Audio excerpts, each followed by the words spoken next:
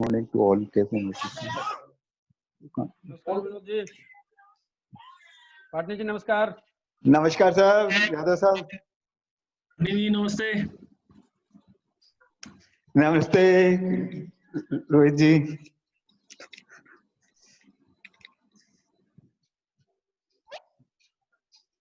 Restart कर लेंगे हम लोग, है ना? ठीक है। ओके, तो अभी टाइम हो रहा है 10, बस 3 मिनट 5 मिनट में आ रहे हैं गुरु जी, है ना? ठीक है, तो लेट्स स्टार्ट। हम लोग अपना प्रोसेस शुरू। हाँ, yes yes yes yes.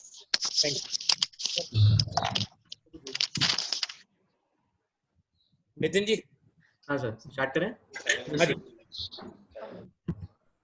Start करें ना? हाँ, नितिन जी स्टार्ट करें। Okay sir. Good morning to all the seniors and my dear friends. Today we have a very special webinar on the theme Jeevan in and after lockdown. So let's begin it with a motivational quote. इस दुनिया में असंभव कुछ भी नहीं, हम वो सब कर सकते हैं जो हम सोच सकते हैं, और हम वो सब सोच सकते हैं जो आज तक हमने नहीं सोचा. With this, I see Nitin Baradia take immense pleasure in welcoming you all in this special webinar Jeevan in and after lockdown by Pandit Shri Vijay Shankar Mehta ji, organized by Vitt Salahkar Samiti jointly with Jaipur Tax Bar Association and Federation of Rajasthan Trade and Industry, which is well known as 40, and Rajesh Kalani Foundation. Respected all, before we commence the session, I would like to share you some about Vitt Salahkar Samiti. Vitt Salahkar Samiti is an association of persons whose object is to work on the concept of learning and sharing knowledge among tax professionals, and currently VSS is doing so through webinars. Friends, I'm glad to share that VSS has successfully conducted webinars on bank audit, GST, income tax, Companies Act, economic offenses, and on future and success mantra of CA firms, which is very well appreciated by our tax professionals, and more than 4,000 different professionals have been associated with our Samiti over this last month through webinar participations. It's really my privilege to congratulate our technical directors, CA Rohit Rohatia ji and CA Gautam Sharma ji, who are the main force behind this webinar, and the entire team of VSS webinar coordinators for putting their entire efforts. And yes, of course, our participants, without whom we could not achieve the object of our organization.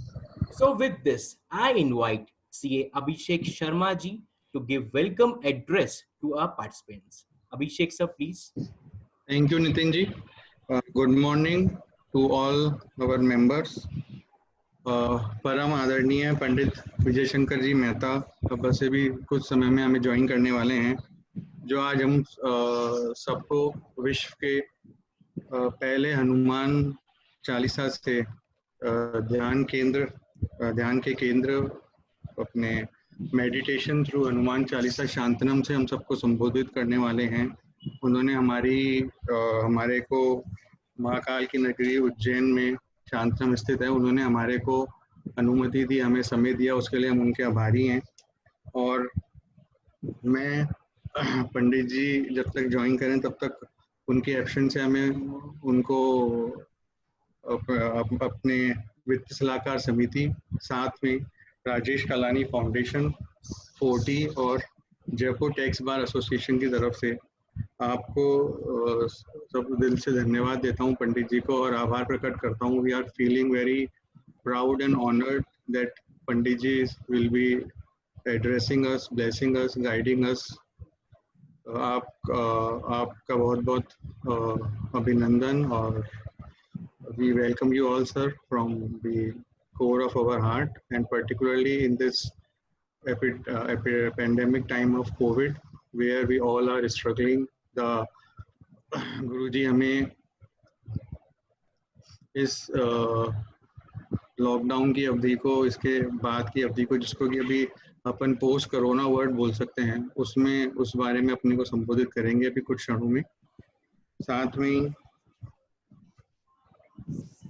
हमें जैसा कि नितिन जी ने भी बताया कि with सलाहकार समिति लगातार वेबिनार्स इस लॉकडाउन के पीरियड में आयोजित करती जा रही है। तो मैं आपको बताना चाहूँगा कि हमारे जो एबल वेबिनार डायरेक्टर्स हैं, CA Gautam Sharma ji and CA Rohit Ruwatia ji, और साथ में पूरी वीएसएस टीम सब मिलके 8 अप्रैल से लगातार डेली बेसिस पे लगभग वेबिनार्स कर रहे हैं डिफरेंट टॉपिक्स पे, और जो रिलेटेड टू अवर प्रोफेशन है। और इसी सीरीज में आज हमने पंडित जी से रिक्वेस्ट की थी, उन्होंने हमारे को कंसेंट दी, और आज हम उनसे ज्ञान प्राप्ति करेंगे। पंडित जी भी स्क्रीन पे आ गए हैं, तो पंडित जी अगर सुन रहे हो तो उन सबको, पंडित जी को नमन हम सबकी ओर से, और बहुत बहुत धन्यवाद हमें समय देने के लिए। फ्रेंड्स, अकेला इंसान या अकेली हमारे एक दिन का एक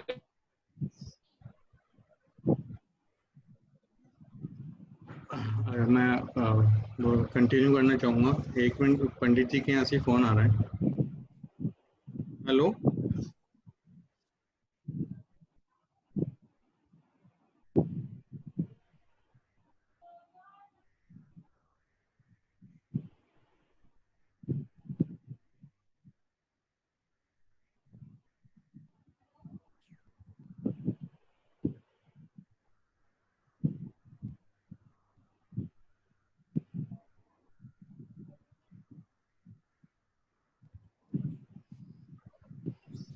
कमल जी, गुरु जी को अनम्यूट करें, वो शायद यहाँ से म्यूट है, वो बता रहे हैं। ठीक है सर, मैं यहाँ से कर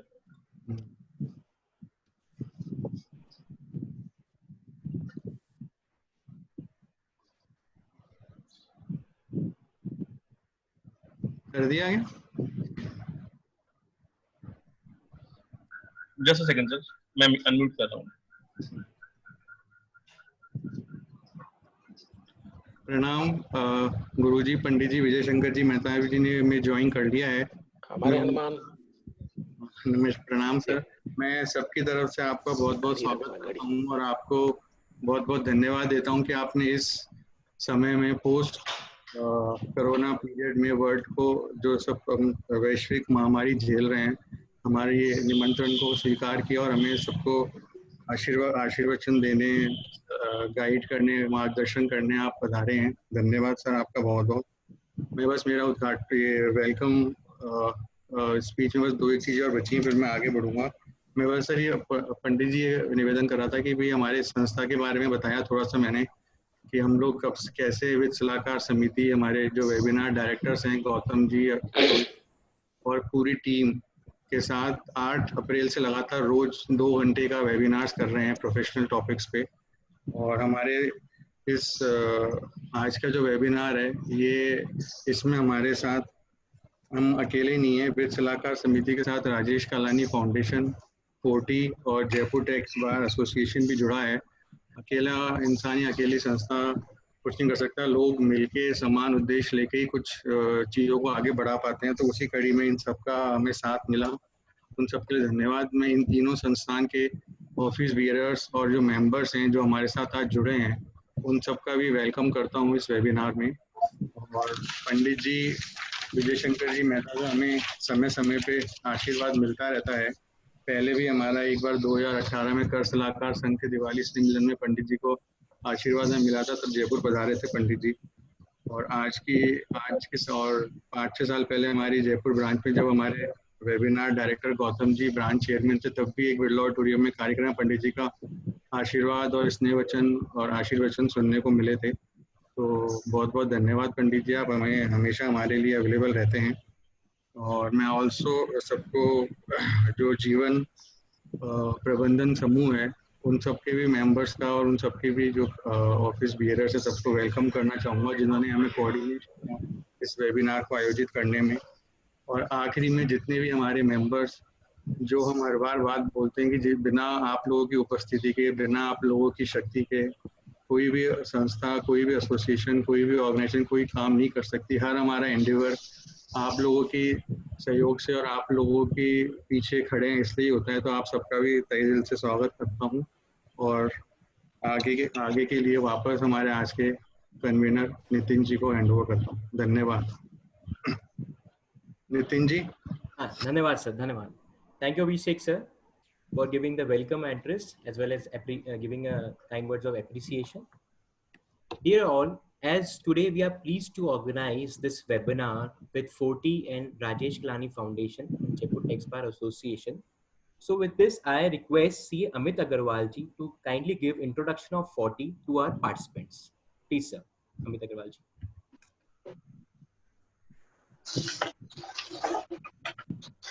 Thanks to give me this opportunity. I, C. Amit Agarwal, proud to be part of VSS.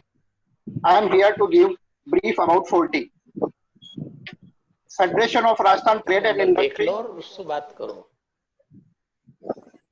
Federation of Rajasthan Trade and Industry बार-बार फोन लगा रहे सज्जन. is an apex chamber of trade and industry of the state of Rajasthan. Forty is a registered body with the Registrar of Non-Trading Companies.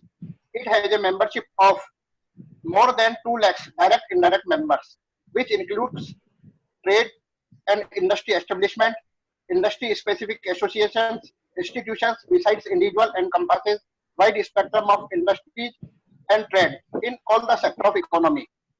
Forty is also extended all over Rajasthan with around 25 branches in each district working actively. In brief, Forty acts as a bridge between the Government of India at the national level and Government of Rajasthan at the state level and its members. It performs as an intermediary for policy advocacy with the government and dissemination of information amongst its members.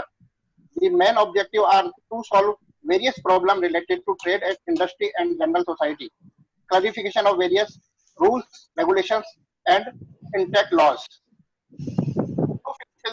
To fulfill these 40 organization seminars, skill development workshops, training programs, road shows, and exhibitions, etc. at regular intervals. 40 intends to make greater cohesive and systematic effort for enhancing international business in selected identified friendly countries, which have greater synergies in the term of business environment, potential and avenue, development needs in a liberalization economy. 40 also have 2 active wings, 40 is women wing and 40 is youth wing. Thank you so much. Thank you. Nitin ji. Thank you, sir. Now I request C. Akhil Balaji to kindly give introduction of Rajesh Kalani Foundation. Thank you, Nitin bhai. Good morning to all seniors and my dear friends, and pranam to Shri Pandit Shri Vijay Shankar Ji Mehta. मैं CA अखिल भाला आज के event का संयोजक आप सभी लोगों का वित्त सलाहकार समिति की तरफ से स्वागत करता हूं, और मैं सीए रोहित रोवाटिया जी और सी गौतम शर्मा जी का धन्यवाद देता हूं थोड़ा सा इसको आगे करो, जिन्होंने मुझे आज आपके समक्ष बोलने का मौका दिया। और मैं उस संस्था राजेश कलानी फाउंडेशन और श्री सुरेश जी कालानी जी के बाद ब्रीफ इंट्रोडक्शन दे सकूं। राजेश कलानी फाउंडेशन लगातार 8 वर्षों से चिकित्सा के क्षेत्र में मेदांता हॉस्पिटल मेडिसिटी गुड़गांव के सहयोग से लगातार प्रति वर्ष मेगा मेडिकल जांच एवं चिकित्सा शिविर का आयोजन कर अपने सामाजिक दायित्वों का निर्वाह करने में समर्थ है। कोविड-19 के दौरान भी 21 मार्च से ही माननीय मुख्यमंत्री श्री अशोक गहलोत जी से आशीर्वाद प्राप्त कर जरूरतमंदों को सैनिटाइजर मास्क का वितरण कर वैश्विक महामारी के समय अपने सामाजिक दायित्वों का यथासंभव निर्वाह करने में प्रयासरत है। लगातार लॉकडाउन के दौरान विभिन्न सामाजिक संस्थाओं के सहयोग कर जरूरतमंदों को भोजन, सरकारी अस्पताल में इलेक्ट्रॉनिक्स उपकरण, पीपी किट्स, गौशाला में चारा वितरण कर सेवारत है। इसी कड़ी में समय की आवश्यकता को देखते हुए विभिन्न सेमिनारों को भी आयोजन किया जा रहा है। इस कड़ी में आज की सेमिनार श्री राजेश कलानी फाउंडेशन की ओर से लगातार हो रही सेमिनार में से एक है। मैं इसी के आगे परिचय देता हूँ श्री सुरेश जी कलानी जी का। सुरेश जी कलानी राजेश कलानी फाउंडेशन के प्रमुख ट्रस्टी हैं एवं अनेकों सामाजिक, धार्मिक और आर्थिक संस्थाओं के माध्यम से अपने सामाजिक दायित्वों का निर्वाह करने में प्रयासरत है। तो आगे नितिन भाई please. Thank you Akhil sir. Now it's time to listen the personality who's known for his new approach and eloquent style of lecturing on subjects based on religion and spirituality in India as well as abroad. He is a world-renowned life management guru and teacher, an author, and an exceptional orator. He is none other than Pandit Shri Vijay Shankar Mehta जी। पंडित जी, हम सबकी तरफ से आपको बहुत बहुत प्रणाम एवं नमन। तो गुरु जी is a very renowned personality, still to abide the code of conduct I request Advocate Umrao Singh Yadav ji, Secretary Jaipur Tax Bar Association, to give Parichay of Pandit Shri Vijay Shankar Mehta ji. Sir, apart from this, I also request you to give brief about Jaipur Tax Bar Association also. Sir, please. नमस्कार, पंडित विजय शंकर मेहता जी, आपके श्री चरणों में मेरा सादर नमन। Jaipur tax bar association के ऊर्जावान एवं कर्मठ अध्यक्ष श्री विनोद पाटनी जी, वित्त सलाहकार समिति के डायनामिक डायरेक्टर्स श्री गौतम शर्मा जी, श्री रोहित रुवाटिया जी, श्री अभिषेक शर्मा जी, श्री नितिन बरडिया जी और फोर्टी के श्री अमित अग्रवाल जी, राजेश कालानी फाउंडेशन के श्री सुरेश कालानी जी, आप सभी को नमस्कार। और जयपुर टैक्स बार व अन्य सभी संस्थाओं के पदाधिकारीगण और सदस्यगण जो इस वेबिनार को ज्वाइन कर रहे हैं, उन सभी को नमस्कार। और सभी सम्मानित सूची श्रोतागण का स्वागत और नमस्कार। साथियों, आज के कार्यक्रम की भांति ही जयपुर टैक्स बार एसोसिएशन हमेशा अपने सदस्यों एवं सामाजिक दायित्वों के निर्वहन में हमेशा अग्रणी रहा। अभी रिसेंटली कोरोना वायरस के दौरान हमने जयपुर टैक्स बार की तरफ से 3 लाख रुपए का एक चेक माननीय मुख्यमंत्री जी को भेंट किया है और विभिन्न तरह की शैक्षणिक और मेडिकल संबंधी जानकारियां हमारे सदस्यों को और सभी आम जनता को पहुंचाने के लिए वित्त सलाहकार समिति और स्वयं से भी कई वेबिनार का आयोजन किया है। साथियों, Jaipur tax bar association Rajasthan की एकमात्र टैक्स बार है जो टैक्स एडवोकेट्स की संस्था है और Rajasthan bar council of Rajasthan से एफिलिएटेड है, जो उससे संबंधित है और इसमें लगभग ये 500 मेंबर्स का प्रतिनिधित्व करती है। दोस्तों, इस एसोसिएशन के महासचिव के रूप में मुझे एक ऐसी शख्सियत का परिचय देने का गौरव मिला है जो किसी परिचय का मोहताज नहीं है। परिचय के रूप में पंडित श्री विजय शंकर मेहता जी के सम्मान में उद्बोधित मेरे शब्द सूर्य को दीपक दिखाने के समान रहेंगे, लेकिन फिर भी मैं अपना संक्षिप्त परिचय देने की कोशिश करूंगा और समिति द्वारा प्रदत्त आदेशों का पालन करूंगा। धर्म और अध्यात्म के प्रति नई सोच, पैनी दृष्टि और बेजोड़ वाक शैली के धनी पंडित मेहता जी देश और दुनिया में जीवन प्रबंधन गुरु के नाम से जाने जाते हैं और पहचाने जाते हैं। पंडित जी ने रंगकर्मी, बैंककर्मी और उसके बाद देश के अग्रणी समाचार पत्र दैनिक भास्कर में लेखक और संपादक के रूप में प्रमुख भूमिका निभाने के बाद वर्ष 2008 से आध्यात्म की यात्रा शुरू की।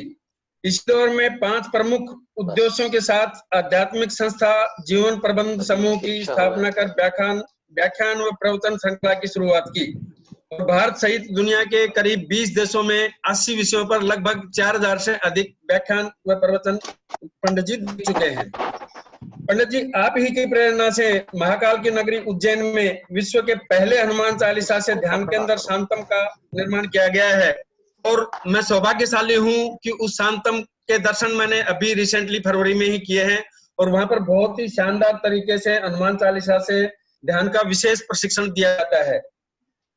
देश में सर्वाधिक पढ़े जाने वाले समाचार पत्र दैनिक भास्कर व इसकी अन्य सह शाखाओं में भी यथा दिव्य भास्कर, दिव्य मराठी आदि में प्रकाशित नियमित स्तंभ जीने की राह में पंडित जी लगातार लिखते रहते हैं और उनको खूब पढ़ा व सराहा जा रहा है। इसके माध्यम से आप सकारात्मक सोच व अभाव में आनंद की अनुभूति का संदेश पाठकों को देते हैं। माई FM रेडियो पर सुबह 6 से 7 बजे के बीच पंडित जी को सुना जा सकता है। वर्ष भर देश के विभिन्न शहरों में हनुमान चालीसा का महापाठ करते हैं जो कि विभिन्न टीवी चैनलों पर प्रसारित होता है। व्यस्त जीवन के दायित्वों का निर्वहन करते हुए भी पंडित जी हनुमान चालीसा के माध्यम से शांति प्राप्ति का संदेश देने के साथ ही जीवन प्रबंधन की सीख भी पंडित जी देते हैं। मेरा विश्वास है कि वेबिनार में हम सभी अधिकाधिक संख्या में लाभान्वित होंगे। मैं आयोजकों का आभार व्यक्त करता हूं कि उन्होंने एक महान हस्ती का परिचय देने का अवसर देकर मुझे व जयपुर टैक्स बार को गौरवान्वित किया है। धन्यवाद, सादर नमन।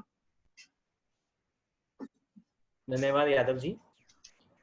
Now with due respect, I invite the eminent speaker for today, Pandit Shri Vijay Shankar ji. Dear sir, kindly start with your deliberation.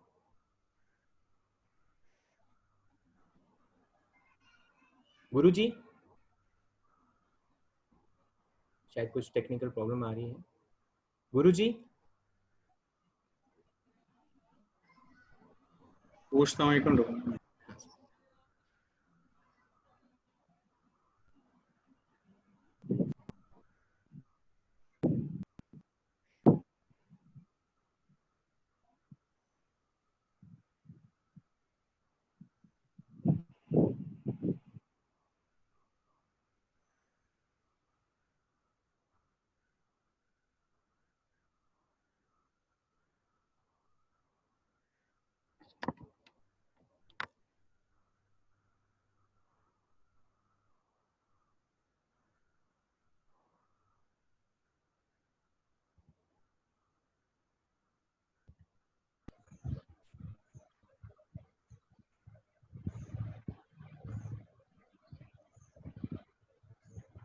क्या म्यूट क्या करूं?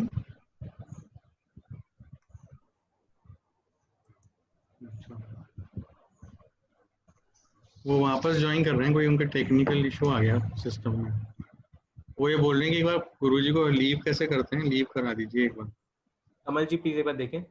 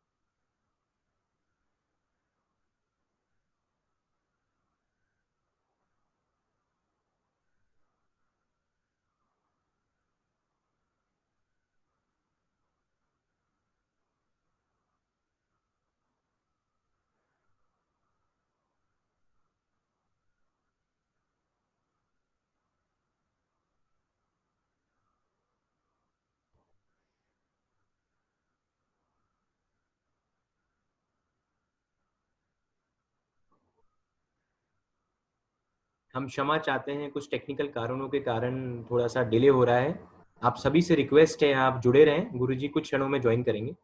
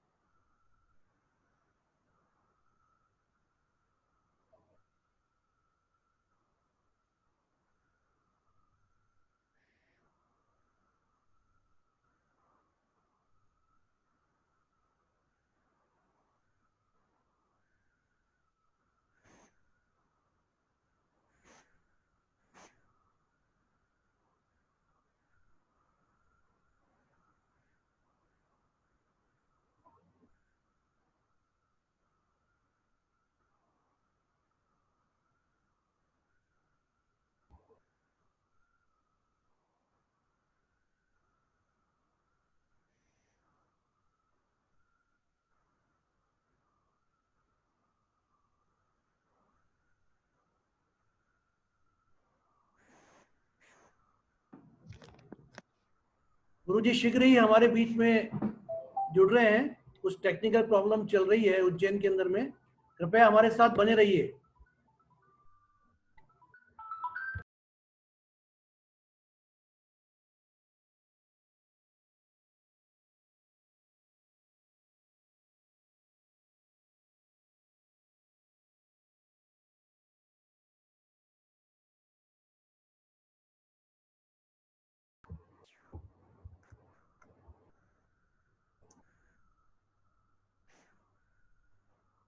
कुछ टेक्निकल खेद के कारण गुरुजी हमें थोड़ी देर में ज्वाइन कर रहे हैं। जब तक मैं रिक्वेस्ट करूंगा उमराव सिंह यादव जी को कि एक बार दोबारा से इंट्रोडक्शन दे गुरुजी का। हाँ सर। आप सर दोबारा गुरुजी का पूरा इंट्रोडक्शन दें so दैट जितने भी जनता हैं वो सब परिचित हो पाए ढंग से। धन्यवाद सर। डेफिनेटली गुरुजी की मैनेजमेंट शैली, जो जीवन को मैनेज करने की शैली है, बहुत शानदार तरीके से। अभी रिसेंटली यदि आपने 2 मई का अंक पढ़ा हुआ है दैनिक भास्कर में कि आज जो कोविड-19 उसमें बड़े डरावने से शब्द क्वारंटाइन और आइसोलेशन और पता नहीं क्या क्या ऐसी चीजें हैं जिससे एक डर पैदा करने वाले शब्द हमारे सामने आते रहते हैं। तो गुरुजी ने उनके लिए कहा है कि इस अभाव में भी, इस संकट के समय में भी हमें संयम से काम लेते हुए अभाव का आनंद लेना चाहिए और अभाव के आनंद से हमें कोविड-19 से भी ज्ञान अर्जन करना चाहिए कि किस तरह से हम फिजिकल डिस्टेंस रख के, सोशल डिस्टेंस रख के इस संकट की घड़ी से उबर सकते हैं। और उज्जैन में जो उन्होंने शांतम की स्थापना की है, वहाँ शानदार तरीके से, बहुत ही अच्छे और अद्भुत तरीके से हनुमान चालीसा से ध्यान का एक केंद्र उन्होंने स्थापित किया हुआ है, जहाँ पर हजारों की संख्या में लोग इसका प्रशिक्षण लेते हैं। हनुमान चालीसा से ध्यान कैसे किया जा सकता है।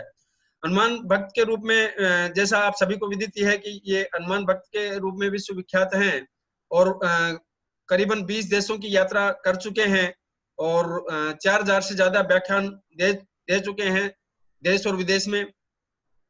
देश में तो हर जगह वो जाते रहते हैं और इवन इन्होंने हमें अनुग्रहित किया है कि हमारे इस आयोजन में इन्होंने हमारे निमंत्रण को स्वीकार किया है और हम जयपुर वासियों को और जयपुर के साथ साथ जितने भी बाहर के भी लोग इसमें जुड़े हुए हैं सभी को ये लाभान्वित करेंगे। उसके लिए मैं गुरुजी का बहुत बहुत पुनः आभार प्रकट करना चाहता हूँ। अभी मेडिकल से संबंधित भी मैं असिस्टेंट के बारे में भी कुछ 2 लाइन और बताना चाहूँ कि अभी रिसेंटली परसों ही हमने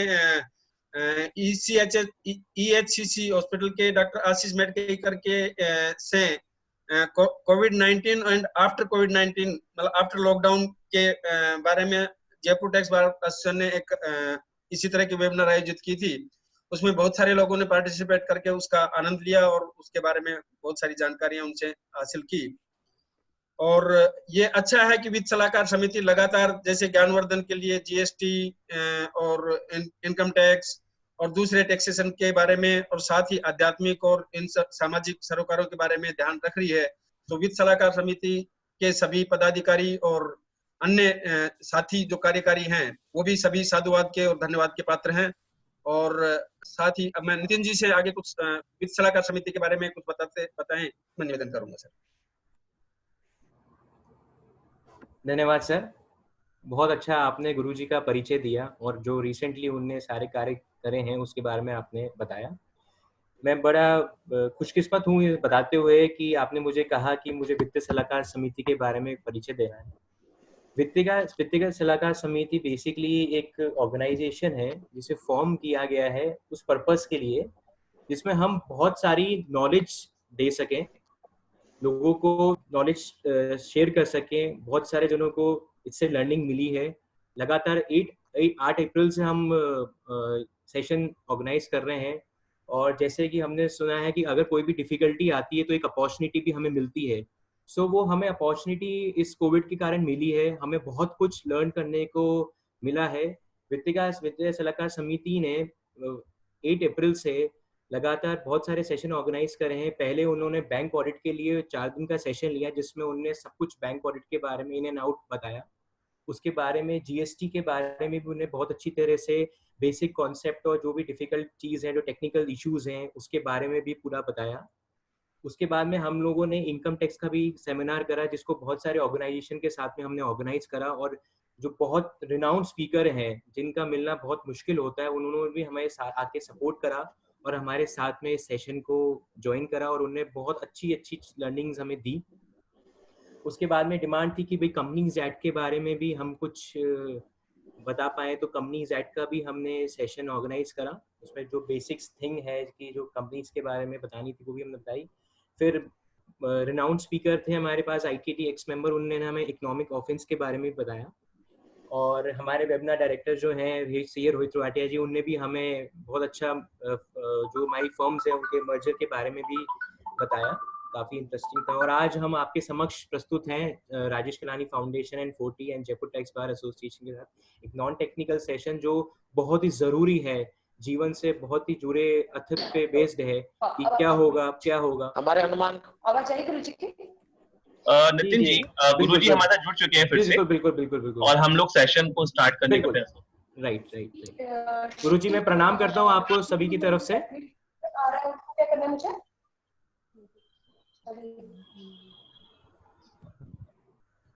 हमारे हनुमान, आप मेरी आवाज सुन पा रहे हैं? जी गुरुजी, आ रही है, आपकी आवाज आ रही है, आप बोलिए सर। चलिए, मेरी आवाज आप तक पहुंच रही है? अब देखिए पहुंच रही है। आ रही है सर, थोड़ी सी ब्लर आ रही है गुरुजी।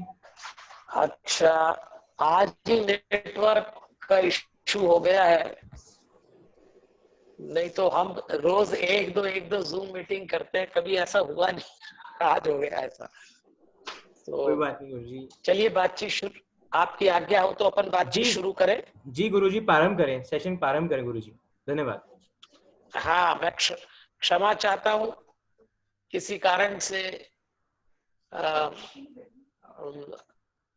हम समय पर कार्यक्रम चालू नहीं कर पाए।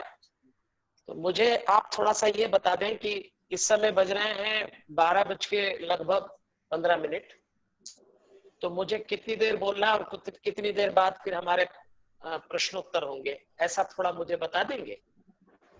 गुरुजी के 1.25 घंटे आप अगर उद्घोषण करें तो बड़ी खुशी की बात होगी। उसके बाद 15-20 मिनट अपन क्वेश्चन आंसर ले सकते हैं गुरुजी। ठीक है, तो 1 घंटे में बोलता हूँ और 1 घंटे, हाँ, 1 घंटे जी, क्योंकि मेरा लगा दूसरा प्रोग्राम है। ये 1 घंटे का रख लेते हैं। हाँ, मुझे दूसरे उस पर तुरंत पहुंचना है। ठीक है, तो आइए हम बातचीत करते हैं। अब बस सबसे पहले मैं आप सबको हमारे हनुमान प्रणाम करता हूं। इस दौर में जिसको कोरोना का दौर कहते हैं और हम सबकी जीवन शैली सबसे ज्यादा प्रभावित हुई है लॉकडाउन से, तो मेरा देश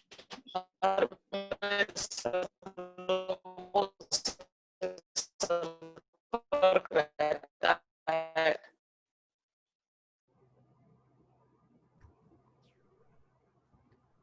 और वो मुझसे पूछते रहते हैं कि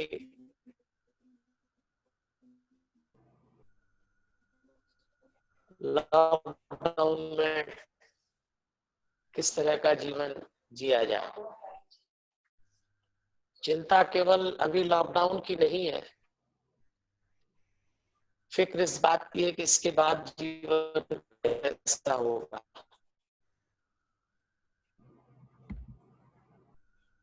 तो मैंने इसको एक नाम दिया है BLD, DLD और क्या होगी BLD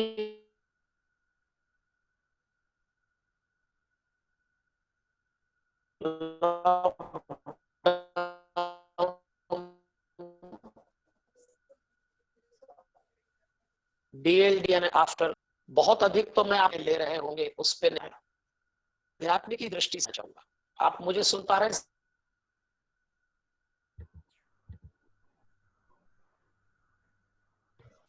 गुरुजी बहुत आपकी बैंडविड्थ लो आ रही है, यहाँ पर काफी वॉइस ब्रेक हो रही है। गुरुजी अगर आप मुझे आज्ञा दें तो मैं आपका वीडियो ऑफ करके आपकी वॉइस हम लोग सुनना चाहेंगे, तो जिससे कि नेटवर्क इशू नहीं बनेगा। तो मैं एक बार के लिए वीडियो गुरुजी का ऑफ कर देता हूँ और इससे कि उनकी वॉल्यूम बनी रहे।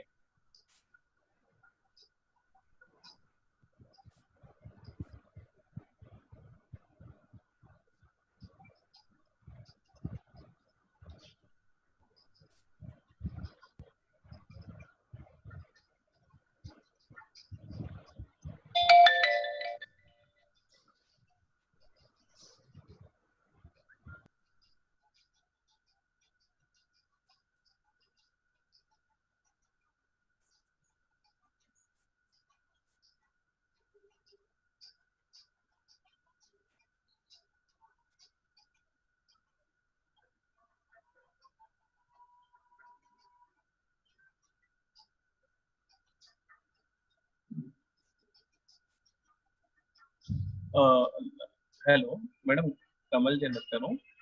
मैम आपकी आवाज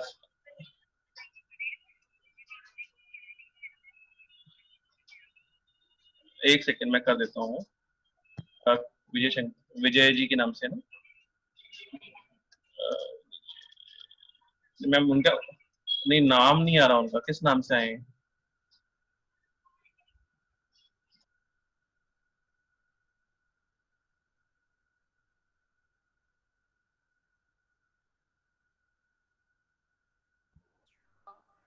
हाँ हाँ, अब बात बोलिए गुरुजी। हाँ सर, अब अब मेरी सही। आवाज सुन पा रहे हैं आप लोग? हाँ बहुत गुरुजी, बहुत अच्छे से। क्लियर, बहुत अच्छे से। क्या रहा है गुरुजी? पता नहीं मैंने इसके पहले जो बोला वो कितना आप तक पहुंचा है, तो एक बार मैं बातचीत फिर आरंभ कर रहा हूँ। जी जी जी आपकी आज्ञा है? जी गुरुजी, प्लीज प्लीज आप स्टार्ट करें। आप बहुत सारी बाधाएं देश में चल रही हैं, तो अपने सेमिनार में भी आ गई हैं सब। अब मैं शुरू करता हूं बातचीत को। कोरोना के इस कठिन दौर में जब हम सबकी जिंदगी में बहुत सारी प्रॉब्लम्स चल रही होंगी, हम आज फोकस कर रहे हैं लॉकडाउन की लाइफ स्टाइल को। आपकी प्रोफेशनल लाइफ में आप लोग तो डिसीजन ले ही चुके होंगे कैसे इस संकट से बाहर निकलना, लेकिन मैं एक अध्यात्म का छोटा सा विद्यार्थी हूं, तो आपसे अध्यात्म की दृष्टि पर बात करूंगा, क्योंकि ये महामारी ऐसी आई है कि इसके भौतिक निदान तो निकालना ही है, जैसे social distancing, lockdown, quarantine, sanitization, ये सब आप कर रहे होंगे। लेकिन इसके बाद भी ऐसा लगता है कि कुछ चीजें इंसान की सीमा से बाहर चली गई, और तभी मनुष्य को किसी अपनी सी बड़ी शक्ति की जरूरत पड़ती है, और वो शक्ति है परमात्मा। इससे कोई फर्क नहीं पड़ता कि आपका धर्म क्या है, फर्क इससे पड़ेगा कि आप उस धर्म में निहित परम शक्ति से कैसे जुड़ें। तो मैं जितनी देर आपसे बात करूंगा, मैं बहुत छोटा सा धर्म अध्यात्म का विद्यार्थी हूं, उसी दृष्टि से आपसे बातचीत करूंगा कि लॉकडाउन के अवसर को मैंने 3 भागों में बांट के देखा है। एक है बीएलडी, एक डीएलडी, एक एएलडी। बीएलडी होगा बिफोर लॉकडाउन, लॉकडाउन के पहले की लाइफ, ये बीएलडी हो गई। ड्यूरिंग लॉकडाउन, डीएलडी हो गई। और एएलडी यानी आफ्टर लॉकडाउन। 4 मई से लॉकडाउन कंटिन्यू तो हुआ है, लेकिन एक नए ढंग का लॉकडाउन चालू होगा, इसमें कुछ छूट है। आप लोग आवाज सुन पा रहे हैं? बिल्कुल सुन रहे हैं, बिल्कुल सुन रहे हैं। हाँ, बहुत हाँ, अच्छा। मैं बीच में कंफर्म करता रहूंगा, इसलिए मुझे कोई एक जवाब देते रहें, क्योंकि थोड़ा सा नेटवर्क इशू है, तो बीच में हम 1-2 बार पूछ लूंगा, बस उत्तर दे दें कि आ रही है। चलिए जी गुरुजी। तो इस दृष्टि से हम थोड़ा सा विचार करें, तो चलिए लॉकडाउन 1 जब आया तो हमारे यहाँ एक त्रेता युग है जिसमें राम हुए, एक द्वापर युग है जिसमें कृष्ण हुए, और कृष्ण जब गए तो फिर आया कलयुग जो अभी चल रहा है। अब इसको दिमाग में रखिएगा। तो जो मैं बात कर रहा हूं आपसे कि पहला लॉकडाउन जो था, चूंकि हम लोग बहुत चीजों से अनभिज्ञ थे, जितना दिख रहा था, बताया जा रहा था, उसके प्रति एक उत्सुकता थी, तो वो राम के युग का लॉकडाउन जैसा था, उसको कहेंगे त्रेता युग। उसमें सब कुछ सहज सरल था। उसमें घर में रहना सहजता से लोगों ने मान्य कर लिया, क्योंकि वर्षों से लोग बाहर थे। आजकल तो व्यस्त रहने का समय है, 12 से 15 घंटे काम करते हैं लोग। कई लोगों ने घर को तो धर्मशाला ही बना लिया था। आए, खाया पिया, थोड़ी बहुत लड़ाई करी, थोड़े बहुत प्रेम प्रदर्शन किया और काम पे चले गए। उनको तो पहले लॉकडाउन में ही बेचैनी चालू हो गई थी, बंदिश लगी, कैद खाना लगा। फिर भी लोगों ने सहजता और सरलता से ले लिया। जैसे राम सहज सरल थे, ऐसे ही वो दौर था। तो उसमें आपकी सहजता सरलता काम कर गई। फिर जब LD2 आया तो लोगों की बेचैनी और बढ़ गई। उसी समय बाहर खतरा भी बढ़ गया। वो जो संक्रमण के पसरने का दौर था वो सबसे खतरनाक था, ये भी सही है। लॉकडाउन 2 यदि नहीं आता तो तबाही तो आ ही रही थी। वो आया द्वापर युग, कृष्ण का युग। कृष्ण राम के मुकाबले कुछ निर्णय में बड़े सख्त थे। अगर आपको याद हो तो जब महाभारत का युद्ध होना तय हुआ तो युद्ध भूमि का चयन कौन करेगा, युद्ध के क्या नियम होंगे, ये सब तय करने के लिए कृष्ण जी की नियुक्ति की गई। कृष्ण ने जो नियम बनाया उसका पालन भी बहुत जबरदस्त कराया। राम अपने शत्रु को, दोषी को दंड देने में विनम्र भी थे, सरल थे, सदाशय थे, दयालु थे। लेकिन कृष्ण जब किसी को दंड देते थे बहुत सख्त थे। सेकंड लॉकडाउन में हमको सख्ती करना पड़ी अपने ऊपर। जो नियम है उसका पालन करिए, घर से न निकलिए, आदि आदि। कुछ लोगों ने तब भी नादानी करी, उसकी कीमत चुकाना पड़ी देश को और देशवासियों को। तो वो सख्ती जो कृष्ण की उस समय थी वो आज भी आपको लागू करना पड़ेगी अपने ऊपर। क्योंकि मुझे ऐसा लगता है कि जब लॉकडाउन 3 आया तो ये 2 लॉकडाउन तो राजा के थे, तीसरा लॉकडाउन प्रजा द्वारा है। अगर प्रजा ने स्वयं नियंत्रण नहीं किया तो आप एक बहुत बड़े खतरे की तरफ बढ़ रहे हैं। तो महाभारत के युद्ध में कृष्ण ने नियम बनाए, दिन भर युद्ध होगा और रात को सब अपने अपने शिविर में चले जाएंगे, क्योंकि सब आपस में मित्र थे, रिश्तेदार थे। भाई से भाई लड़ रहा था, संधि से संधि लड़ रहा था। तो रात को आप मिल सकते थे, बातचीत करो, सुख दुख बांटो, अगले दिन फिर मैदान में आमने सामने। और नियम यह था कि हाथी वाला हाथी से लड़ेगा, रथी रथी से लड़ेगा, शस्त्र वाला ये शस्त्र से लड़ेगा। एक कायदा था। ये सोशल डिस्टेंसिंग का प्रयोग है। महाभारत जैसा दृश्य अब हमारे जीवन में है। आपको इतनी बजे तक रहना है। अभी जो नियम मैंने सुना है, आप भी जानते होंगे कि सुबह 7 बजे से 7 बजे तक छूट है और शाम 7 से सुबह 7 बजे तक नहीं छूट। वापस अपने शिविर में जाइए, महाभारत की तरफ रहिए, मिलिए, बातचीत करिए। और अगले दिन जब आए तो जो व्यू रचना होती थी महाभारत के युद्ध की, आपको अपने जीवन में वैसी ही व्यू रचना करना है। सोशल डिस्टेंसिंग के साथ बैठना, हाथ नहीं मिलाना, दूरी रखना। आप कभी महाभारत की व्यू रचना सुनिएगा, पढ़िएगा। अब आती है बात सख्ती की।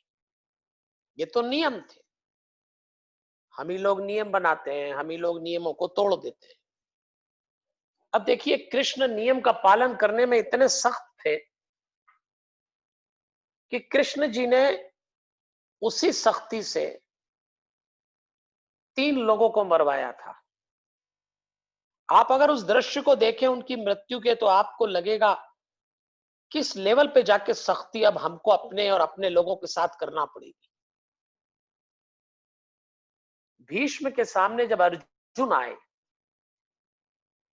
और उस दिन भीष्म इतनी तबाही कर रहे थे कि अगर भीष्म को नहीं रोका गया तो उस दिन जो युद्ध का 10वां दिन था, पांडव हार जाएंगे और आज विजय कौरवों की हो जाएगी, ये तय हो गया था।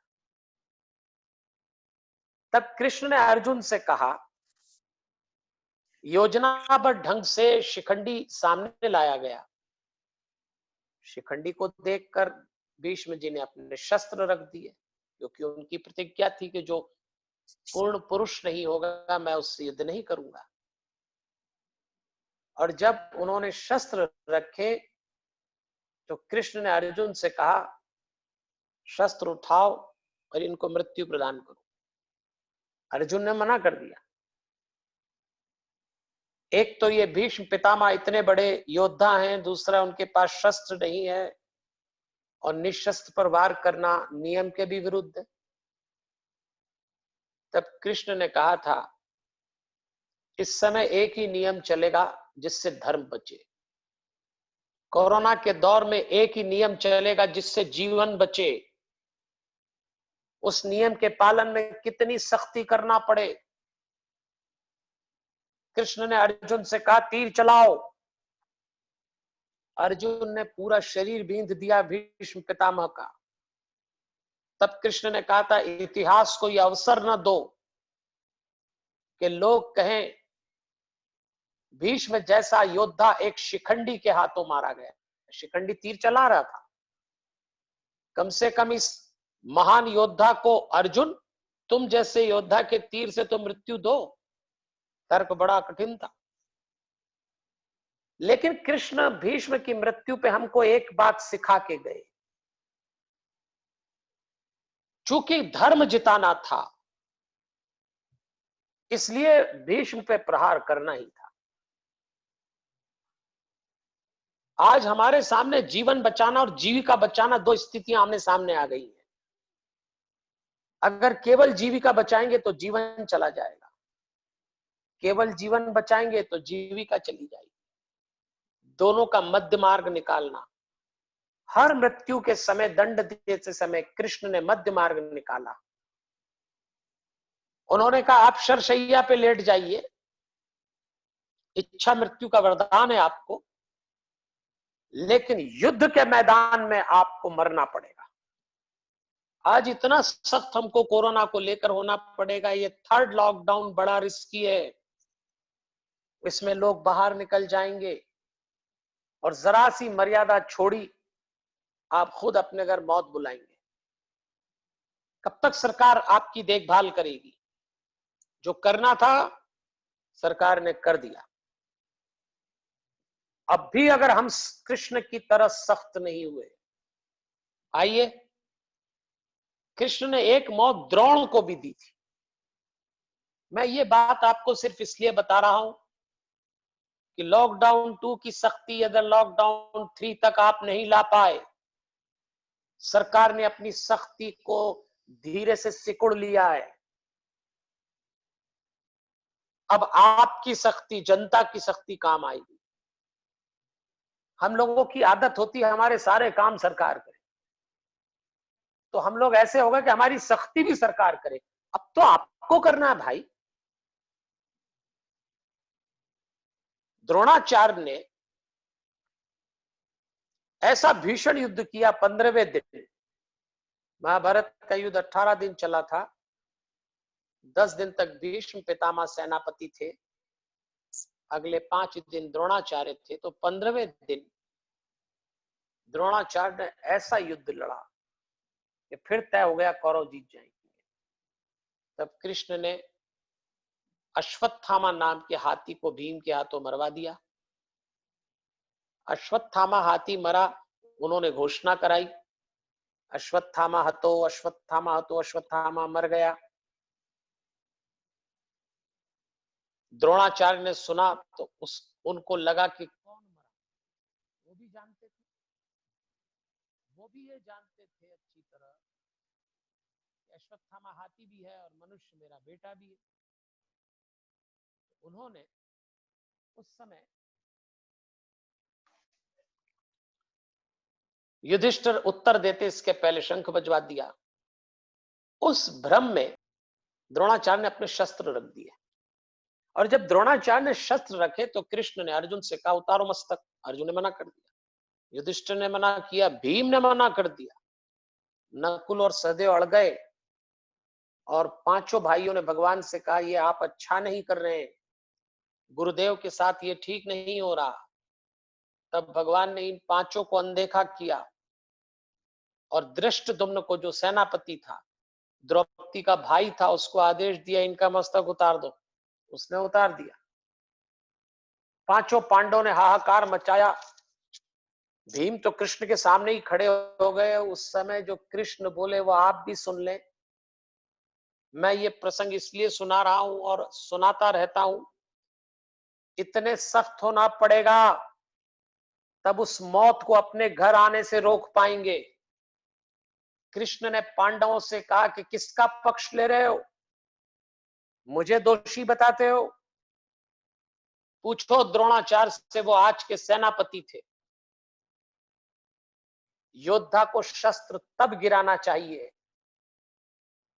जब उसकी मृत्यु हो रही। अपने बेटे की मृत्यु सुनकर उन्होंने शस्त्र गिरा दिए। काहे के योद्धा? इस मैदान में कितने ही बेटे मारे गए, इन्होंने ही मारे, लेकिन अपने बेटे को उसकी मृत्यु का समाचार सुन के शस्त्र गिराने वाला मेरी दृष्टि में योद्धा नहीं हो सकता। वो मोहित व्यक्ति है। पुत्र मोह के कारण उसका सेनापति पहले ही समाप्त हो गया। ये युद्ध हो रहा है, रिश्ते नहीं निभाए जा रहे, जीवन बचाया जा रहा है, धर्म बचाया जा रहा है। उतार दो गर्दन। कृष्ण ने जो ये बात बोली है, हमें आज की तारीख में ऐसे समझना है। इतने सख्त हो जाइए क्योंकि जीवन बचाना है।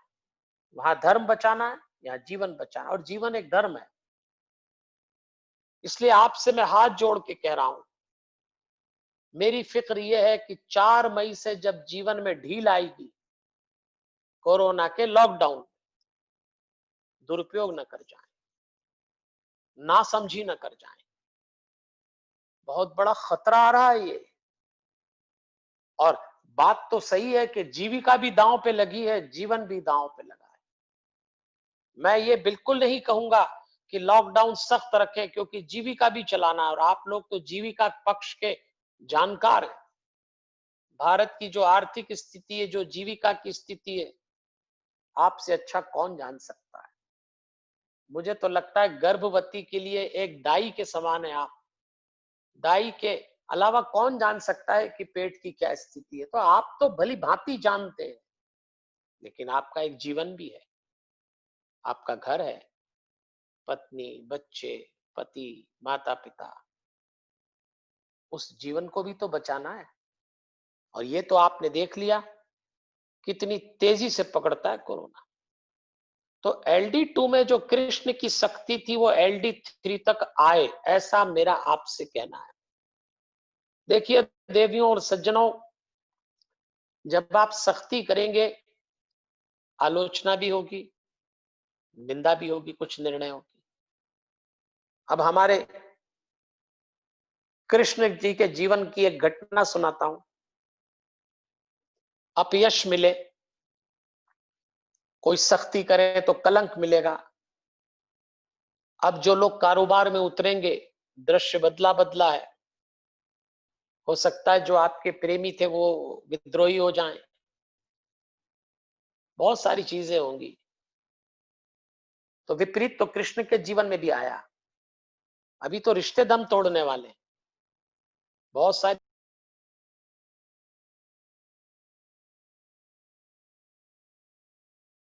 नंबर को ले लीजिए पहले, वो हर बार में नंबर लगाएंगे ना।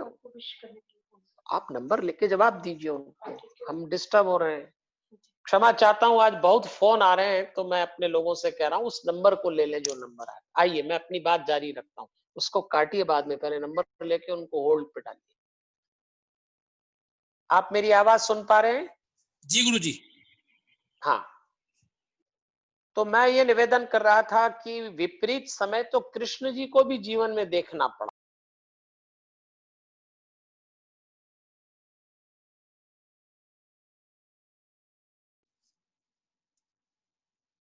अभी आवाज नहीं आ पा रही है गुरुजी?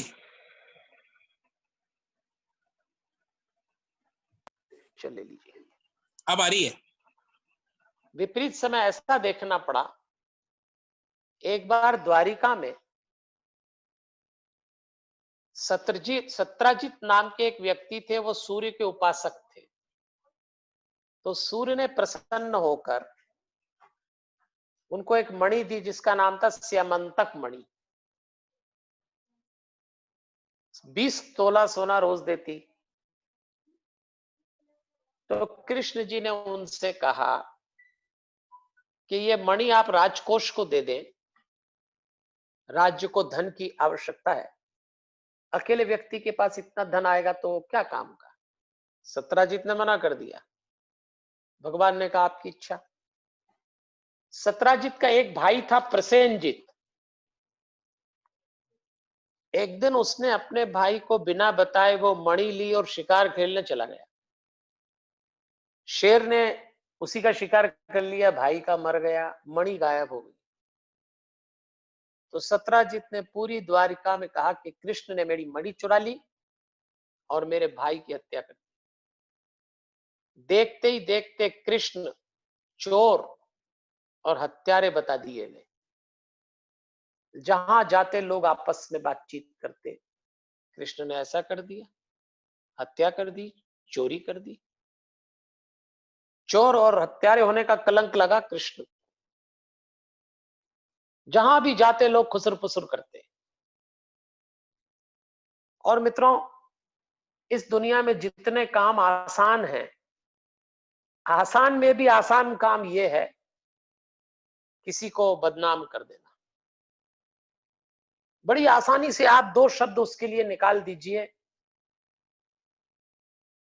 वो बदनाम हो जाएगा, सामने वाले की जिंदगी बीत जाएगी। आप एक छींटा उसके दामन पे दाग का लगा दीजिए, जिंदगी बीत जाएगी, दामन का दाग धोते धोते आपका कुछ नहीं जाएगा। कृष्ण बदनाम हो गए। एक दिन कृष्ण उधर से आ रहे, इधर से बलराम जा रहे।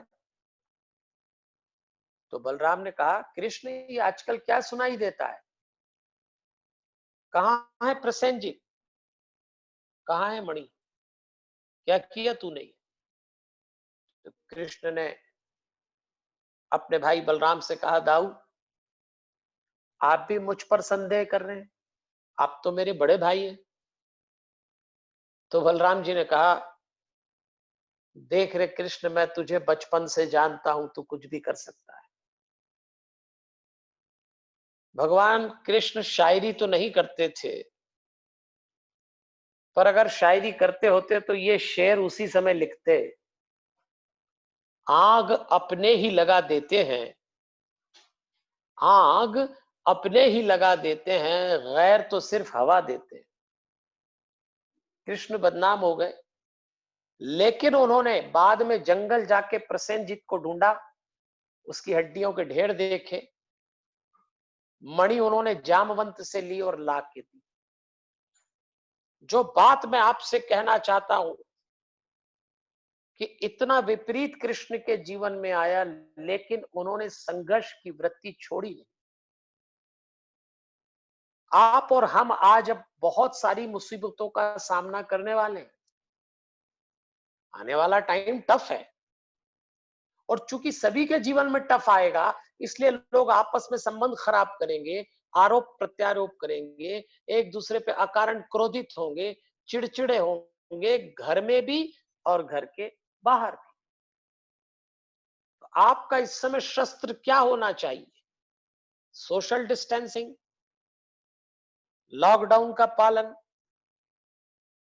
हैंड वॉश, सैनिटाइजिंग, लेकिन एक शस्त्र और होना चाहिए, धैर्य। धैर्य मत छोड़िएगा देवियों और सज्जनों। अगर इस वक्त आपने धैर्य छोड़ दिया तो बाहर जो शटडाउन हुआ है, घर में जो लॉकडाउन हुआ है, इसके बीच में आपको बड़ी कीमत चुकाना पड़ेगी। धैर्य से परिवार और धैर्य से व्यापार, ये अध्यात्म की दवा है धैर्य। बाकी आपको करना है। व्यापार में भी आपको मैनेजमेंट के बहुत जमाने भर के फंडे अपनाना पड़ेंगे। चलिए अब आते हैं लॉकडाउन 3 पर। ये जो नया चालू हुआ है, कल से होगा। इसमें मैंने आपसे कहा लॉकडाउन 1 आया त्रेता युग राम जी का समय, लॉकडाउन 2 द्वापर युग कृष्ण का समय, लॉकडाउन 3 कलयुग का समय। आपको कथा मालूम होगी, जब कृष्ण संसार से जा रहे थे तब की कथा है। कृष्ण के द्वापर युग में स्वधाम जाने के बाद 30 साल बाद यह घटना घटी। पांडव वंश के जो अंतिम राजा थे उनमें से एक परीक्षित थे। परीक्षित के समय कलयुग आया, यानी लॉकडाउन 3। चलिए थोड़ा कलयुग की कथा सुन लें, तो आप तो बहुत समर्थ लोग हैं, अपने आप ही लॉकडाउन 3 को जोड़ लेंगे। जी। राजा परीक्षित बड़ा तपस्वी था। कौन था राजा परीक्षित? अभिमन्यु सुभद्रा का बेटा। हरिओम। अभिमन्यु उत्तरा का बेटा है। अभिमन्यु कौन था? अर्जुन सुभद्रा का बेटा। तो पांडव वंश का राजा था अंतिम राजाओं में। इनके बाद जन्मेजय हुए। तो परीक्षित एक बार शिकार खेलने निकले। अब इस कथा को ध्यान से सुनिएगा। तो उनकी नजर पड़ी खेत में एक काला सा आदमी एक गाय और एक बैल को मार रहा। उन्होंने उस काले आदमी से पूछा, आप कौन है? उसने अपना परिचय दिया, मैं कलयुग हूं। तो बैल से पूछा, आप कौन है? बोले, मैं धर्म हूं। गाय से पूछा, आप कौन है? उन्होंने कहा, मैं धरती हूं। आप मार क्यों रहे? तो कलयुग ने कहा, जब मैं आता हूं तो पहला प्रहार धर्म और धरती पर करता हूं। मैं आ गया। आप राजा हैं, आपको मुझे अनुमति देना पड़ेगी प्रवेश की। द्वापर युग जा रहा है और कलयुग आ रहा है, तो मैं आ गया हूं, तो मुझे अनुमति दीजिए। आप द्वापर युग के अंतिम राजाओं में हैं। परीक्षित ने कह दिया, मेरे होते हुए तुम प्रवेश नहीं कर सकते। कलयुग ने कहा, आप प्रकृति का क्रम बदल देंगे क्या? मेरा समय है, मैं आऊंगा। आज कोरोना की शक्ल में कलयुग को देखिएगा। जब वो आया तो बड़ी बड़ी सत्ताएं हिल गई, कोई राजा कुछ नहीं कर पाया। आंखों में आंसू आ गए उन पत्थर दिल राजाओं के ये दृश्य देखकर। परीक्षित जैसा राजा कलयुग से कहता है, ठीक है, अगर ये क्रम है और तुझे आना ही है, तो मैं 4 स्थान तुझे देता हूं जहां से तू प्रवेश करेगा। अब जरा ध्यान से ये 4 स्थान सुन लीजिएगा जहां से कलयुग आया। उसने कहा, द्यूत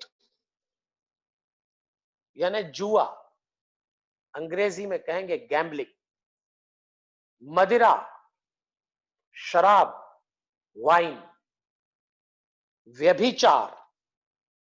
व्यभिचार मतलब अपनी स्त्री के होते हुए दूसरी स्त्री से संबंध रखना, अपने पुरुष के होते हुए दूसरे पुरुष से संबंध रखना, ये व्यभिचार है।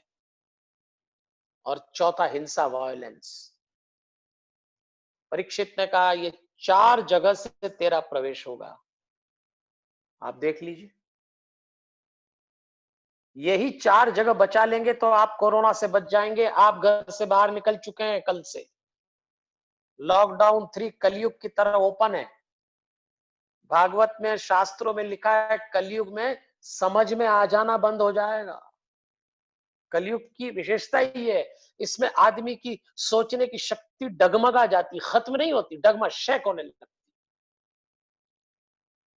आपको खुद समझ नहीं, अभी जब आप अखबारों में नियम पढ़ेंगे, टेलीविजन पे देखेंगे, तो समझ आना बंद हो जाएगा कि सही क्या गलत क्या है। एक तरफ तो कहेंगे थूको मत, दूसरी तरफ पान के ठेले खोल दो। एक तरफ 1 अरब 30 लाख लोगों से कहा जा रहा है होश में रहो, होश में रहो, दूसरी तरफ शराब की दुकान खोल दी नियम में, ये खुली रहेंगी। आटा दाल चावल दूध के लिए आपको दौड़ना है, पंक्ति लगाना है। शराब हो, पान के ठेले खुले हैं। मैं आलोचना है, मुझे नहीं मालूम क्या नियम है, लेकिन मैं इतना जानता हूं ये कलयुग के लक्षण, इसमें समझ में आना बंद हो जाएगा सामान्य आदमी को कि सही क्या है, गलत क्या है, करे क्या। मास्क लगा के प्राणायाम करने की बात अगर की जाएगी तो आदमी की बुद्धि हिलेगी कि नहीं हिलेगी। तो कलयुग तो ऐसा ही आया। वो सबसे पहले उसने देखा, क्या देखा उसने? द्यूत, जुआ। अब आपको सबको जुआ ही खेलना है, रिस्क लेना है बहुत बड़ी अपने व्यापार में है। वैसे भी व्यापार जुआ हो गया है, कैलकुलेटेड रिस्क लेते हैं, अनकैलकुलेटेड रिस्क लेते हैं। थोड़ा सावधानी से जुआ खेलना। जीविका का जुआ खेलते खेलते कहीं जीवन का दांव न लग जाए। जीविका में जुआ तो खेलना पड़ेगा। बहुत सारे लोगों को व्यापार बदलने की सोचना पड़ेगा, बहुत सारों को नया शुरू करना है, ये सब जुआ है। तो कलयुग का पहला रास्ता बता दिया मैंने। कलयुग को दूसरा था मदिरा। आहा, इसका तो कहना ही क्या है। क्या तड़प मची लोगों को कि इसकी दुकानें खुल गई। सबसे पहले मंदिर बंद है इस देश में, धार्मिक स्थलों पे इकट्ठा होना मना है, शराब की दुकान पे जाके ला सकते हो। खैर, मैं फिर कह रहा हूं, मुझे शासकीय नियमों पे कोई टिप्पणी नहीं करना। मेरा मुद्दा शराब रहा है शुरू से, मदिरा पान का मैं विरोधी रहा हूं, इसलिए जब अवसर आता है तो बोलता हूं, ये जानते हुए इसमें मेरी आलोचना हो सकती है। कहा जा सकता है कि पंडित जी आपको अकल नहीं है, शराब की दुकान नहीं खोलेंगे तो सरकार का खजाना कैसे। भैया सरकार जाने और आप जानो, मैं इंसान की नैतिकता को जब हिलते हुए देखता हूं मदिरा के नशे में, तो मेरा अधिकार है कि मैं बोलूं, और मैं बोल रहा हूं। तो ये आ गई शराब, और पता नहीं क्या क्या सुनाई देता है आजकल। तो कोरोना को लेके इतनी बातें सोशल मीडिया पे आती हैं, तो हमने पढ़ा है कि जो लोग शराबी होंगे उनकी इम्यूनिटी वीक हो जाएगी, मांसाहारी की वीक हो जाएगी, शाकाहारी व्यक्ति की प्रतिरोध क्षमता बढ़ जाएगी, वो मरेगा नहीं कोरोना। तो क्यों पीते हो भैया, क्यों पीते हो? छोड़ दो अब। तुम्हारे घर वालों को तुम्हारा ही नशा इतने दिन तक दिख रहा था, हो गए मदमस्त सब एक दूसरे को देख के साथ, अब ये क्यों पीते हो? अरे परिवार एक नशा है, परिवार खुद एक नशा है, उसको पियो, उसका रसपान करो, उस सानिध्य का रसपान करो, उस अपनेपन का रसपान करो, उन रिश्तों का रसपान करने के बाद मदिरा पियोगे। ये तो ऐसा ही हुआ, बढ़िया खीर खाई और ऊपर से लहसुन की डली खा ली, तो डकार खीर की नहीं लहसुन की आई। क्या शानदार दिन बिताए हैं अपने परिवार के साथ, बूढ़े माँ बाप, अपने बच्चे, अपना जीवन साथी, जैसा भी रहा हो, अपना तो था। ये लो नया काम, चलो हमको क्या लेना देना, हम तो सिर्फ इतना कह रहे हैं कि कलयुग कैसे आया वो कहानी सुना रहा हूं मैं आपको, आगे निर्णय आप लेना। उसके बाद उन्होंने कहा व्यभिचार, आचरण से गिर जाना। चरित्र तो आज प्राथमिकता है ही नहीं। अगर चरित्र प्राथमिकता होती तो लोग घर में आनंद मनाते। उसके बाद हिंसा, वायलेंस, इसमें भी कलयुग। अब आप देखना हिंसक हो जाएंगे लोग। 2 तरह की हिंसा होगी, पर हिंसा, निज हिंसा। निज हिंसा का मतलब आत्महत्या की वृत्ति बढ़ेगी, पर हिंसा का मतलब दूसरों को नुकसान पहुंचाएं। आप तो बताइए 9 करोड़ प्रवासी मजदूर को थक गए लोग रोटी खिलाने में, थक गए। जिस उत्साह से पहले अन्नदान की घोषणाएं हुई, 2 दिन में भूखे मर रहे हैं देश में लोग, 2 दिन। इनका पेट भरना मुश्किल हो गया क्योंकि हर आदमी अपने में परेशान है, किसको कौन दान दे। ऐसे में ये जो चौथा कलयुग का चरण है, हिंसा बढ़ेगी, बढ़ सकती है। क्या करेंगे भूखे पेट आदमी, क्या करेगा? आप तो समझदार लोग हैं, किसी ने सोचा भी नहीं था कि लॉकडाउन 2 आते आते अचानक हम 3 भारत के दर्शन करेंगे। एक इंडिया, एक भारत और तीसरा गरीब भारत। इस समय हमारा देश 3 भागों में बटा हुआ है। इंडिया वाले वो लोग हैं, हवाई जहाज से आते हैं, हवाई जहाज से जाते हैं, अभी भी इतनी संपत्ति है कि संभाल लेंगे। ज्यादा कम हो रही है, कम खत्म नहीं हो रही। ये कोरोना तो आया ही हवाई जहाज से था और सड़क वालों में घुस गया। इंडिया वाले तो संभाल लेंगे, दूसरे हैं भारत वाले, ये बड़े उत्साही होते हैं। इनको आप देशभक्ति की, इनको आप मनुष्यता की गुट्टी पिला दो तो ये ताली भी बजाएंगे, थाली भी बजाएंगे और दिए भी जलाएंगे। इनको करना है कुछ मध्यम वर्गीय, ये भारत है। लेकिन एक गरीब भारत देखने को मिला, वो जो अभी तक दिख रहा है। आपने देखा होगा, नहीं मिल रही रोटी उसको, नहीं मिल रही है। 3-3 दिन भूखे हैं लोग, पैदल चल रहे हैं। सारी ताकत झोंक दी सरकार ने, पर देर हो गई। चलो, इस दृश्य को देखने के बाद कलयुग का जो चौथा रास्ता हिंसा है, वही कोरोना का रास्ता बन जाए। तो कलयुग 4 रास्ते से आया। कथा सुना रहा हूं मैं तो आप लोग जोड़ते चलना, ये मेरा विषय नहीं है, मेरा विषय कथा सुनाना। लेकिन क्या करूं, मैं पुराना पत्रकार रहा हूं, 20 साल संपादक था मैं दैनिक भास्कर। तो मेरा कभी कभी पत्रकार जाग जाता, नहीं तो मैं तो हनुमान जी का भक्त हूँ, सीधे सीधे हनुमान जी से जुड़ा हुआ हूँ। पर ये दृश्य देख के कभी कभी लगता है तो टिप्पणी निकल जाती है, अन्यथा मेरा क्षेत्र नहीं है। अभी तो बस ये बता रहा हूं कि ये 3rd लॉकडाउन कलयुग है। तो हमने त्रेता देखा, द्वापर देखा, कलयुग आया। लेकिन कलयुग बड़ा समझदार था।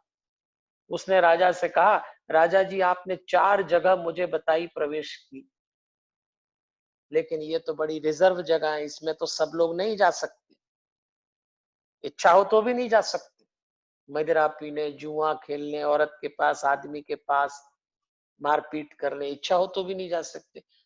कोई सरल रास्ता बताइए ना जिसमें हम प्रवेश कर सके, कोई सरल रास्ता। राजा ने कहा ठीक है, 5वां रास्ता सरल बताता हूं, और कहा तू स्वर्ण से भी प्रवेश कर सकेगा। स्वर्ण यानी सोना, सोना यानी गोल्ड। ये कलयुग का 5 रास्ता, 5वां। और कलयुग सोने में प्रवेश कर गया। आपको याद है परीक्षित ने जिस दिन वो शिकार खेलने जा रहा था, अपने घर में एक सोने का मुकुट पहना और बस रास्ता देख रहा था, कलयुग उसमें घुस गया। मुकुट में गया तो माथे में उतरा, और उस दिन कलयुग दिमाग में उतरा तो राजा परीक्षित ने एक मरा हुआ सांप एक ऋषि के गले में डाल दिया। शमीक नाम के ऋषि, उनके बेटे ने इनको शाप दे दिया।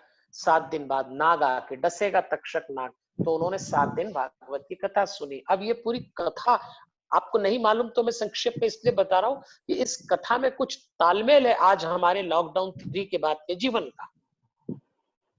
5वां रास्ता था स्वर्ण, उसी से आ गया। राजा का दिमाग खराब हो गया। सोने का क्या मतलब है? आप लोग सोना पहनना मत छोड़ देना, आगे कलयुग आता है आप तो पहनते रहना। उस समय का मतलब समझो आप। उस समय लेन देन की जो करेंसी थी वो गोल्ड कॉइन्स हुआ करते थे, गिन्नियां।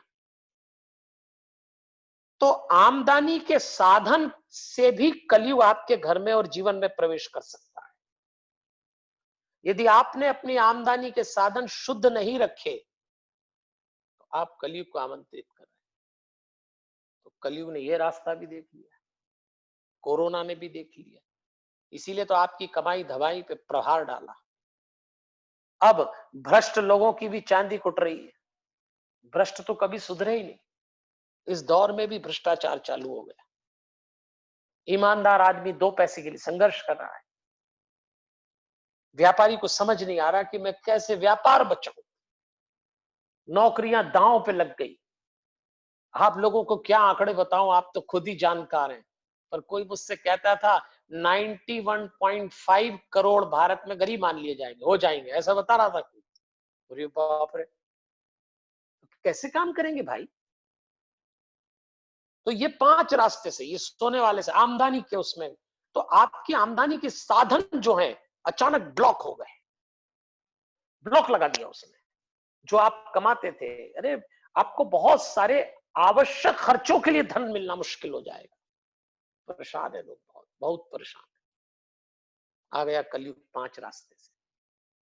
लेकिन जब कलयुग ने अपना काम दिखा दिया, कोरोना ने अपना काम दिखा दिया, तो हमें वो अकल लगाना चाहिए जो परीक्षित ने लगाई। परीक्षित को शाप मिल गया कलयुग के कारण, तो उसने मरा हुआ एक सर्प ऋषि के गले में डाल दिया, तो शाप मिला कि 7 दिन बाद तक्षक नाग आके डसेगा। परीक्षित को तो मालूम था कि 7 दिन बाद डसेगा, अपने को तो मालूम भी नहीं कि कोरोना कब तक डसेगा और कब जाएगा। ये तो और बड़ा है। तो अब ये तो तय हुआ, कोई भरोसा नहीं उसका। तो वो काम करिए जो परीक्षित ने किया। सुखदेव नाम के संत को बैठाया और भागवत की कथा सुनी। और जब सुखदेव भागवत सुना रहे थे परीक्षित को, तो उसी समय देवता नीचे उतरे। कहानी इसलिए सुना रहा हूं कि इसमें से सूत्र मिलेंगे आपको। तो देवताओं ने जब उसके श्लोक सुने, पहला ही मंत्र सुना, तो उन्होंने कहा, सुखदेव जी ये अद्भुत मंत्र हैं, ये स्वर्ग की संपत्ति हैं, आप हमें दे दें। सुखदेव ने कहा, यजमान है परीक्षित, मैं तो कथावाचक हूं, कथा आप इनसे मांग लो। जब देवताओं ने परीक्षित से कहा, आप कथा हमें दे दें, 7 दिन बाद आप मरने वाले हैं, हम आपको अमृत दे देंगे। अमृत मतलब वैक्सीन, आज की तारीख में समझ लो। वहां तो फिर भी अमृत था, यहाँ तो पता ही नहीं वो अमृत कब आएगा। पर उन्होंने कहा, हम आपको अमृत देंगे तो आप मरोगे नहीं। जो उत्तर परीक्षित ने दिया, वो उत्तर आज हम सबका होना चाहिए। परीक्षित ने कहा, देवता आप कहते हो आप मुझे अमृत देंगे, आपके पास अमृत है मैं जानता हूं, लेकिन मैं ये भी जानता हूं कि भले ही आपके पास अमृत है, पर जब रावण आता है तो आप डर के मारे गुफा में छुप जाते हैं। हिरण्यकशिपु राक्षस से डरते हैं। आपके पास अमृत है पर आप निर्भय नहीं।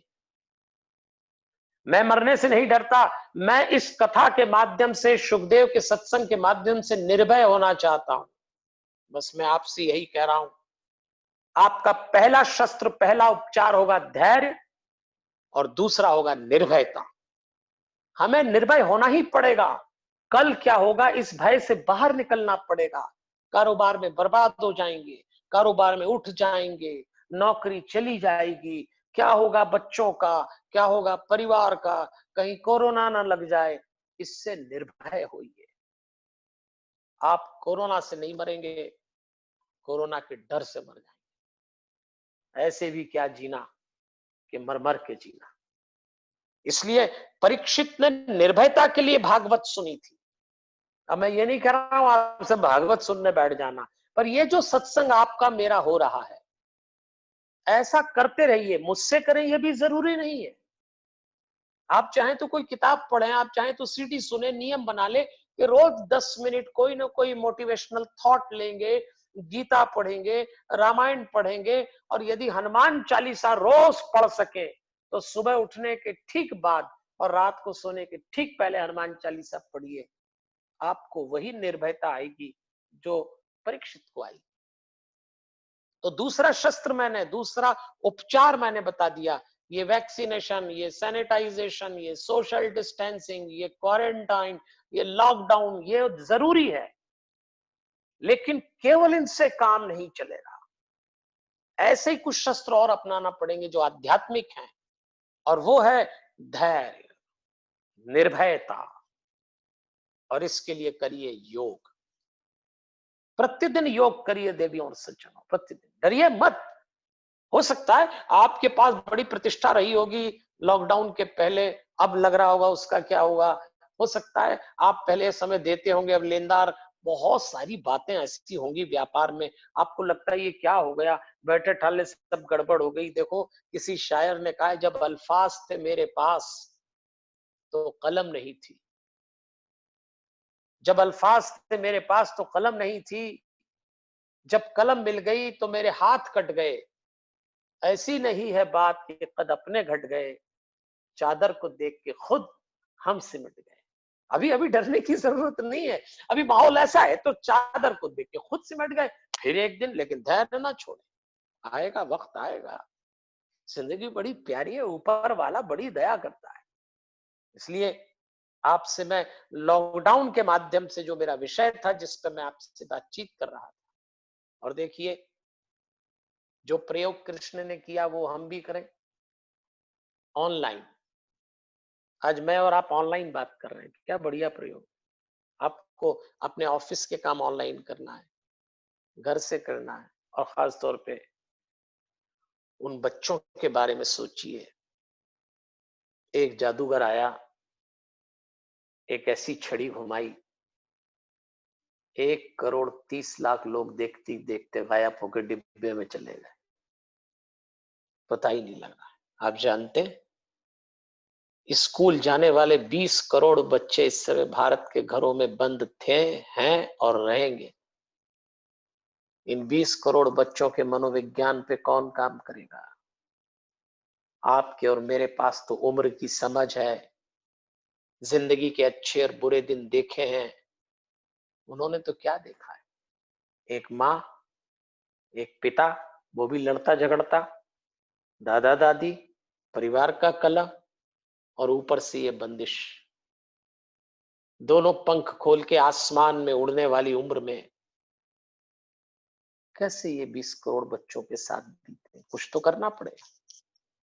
केवल रामायण और महाभारत टीवी पे, पर्दे पे दिखाने से शांति और संस्कार नहीं आएंगे। माता पिता को आचरण में उतार के देना पड़ेगा। इसलिए इन बच्चों के लिए सोचिए, ऑनलाइन एजुकेशन का टाइम आ गया। अब मन बना लीजिए, बच्चों को ई क्लासरूम में कनेक्ट कर दीजिए। पता नहीं कब स्कूल खुलेंगे।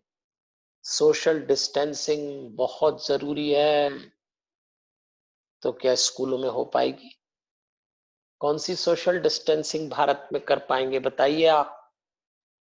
अगर वर्ल्ड हेल्थ ऑर्गेनाइजेशन WHO का नियम देखें तो वो कहता है एक व्यक्ति को रहने के लिए 20 स्क्वायर फुट जगह चाहिए। ये नियम है स्वास्थ्य का। और भारत में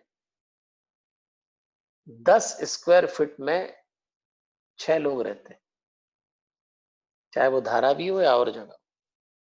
स्कूलों में किस तरह की क्लास लगती है। तो अगर ऑनलाइन एजुकेशन को एप्रिशिएट कर सके तो हमारे बच्चों को समझाइए, हम उनसे कहिए कि चलो कुछ न कुछ ऐसा करें जो उनके जीवन को आगे बढ़ाए। आप जानते हैं दुनिया की सबसे पहली ऑनलाइन एजुकेशन कौन सी थी? गीता। महाभारत के ठीक युद्ध के पहले जब अर्जुन ने धनुष रख दिया कि मैं नहीं लड़ूंगा, तो भगवान ने उसको ज्ञान दिया। लेकिन वो ज्ञान हम तक कैसे आया? पूरा ऑनलाइन है।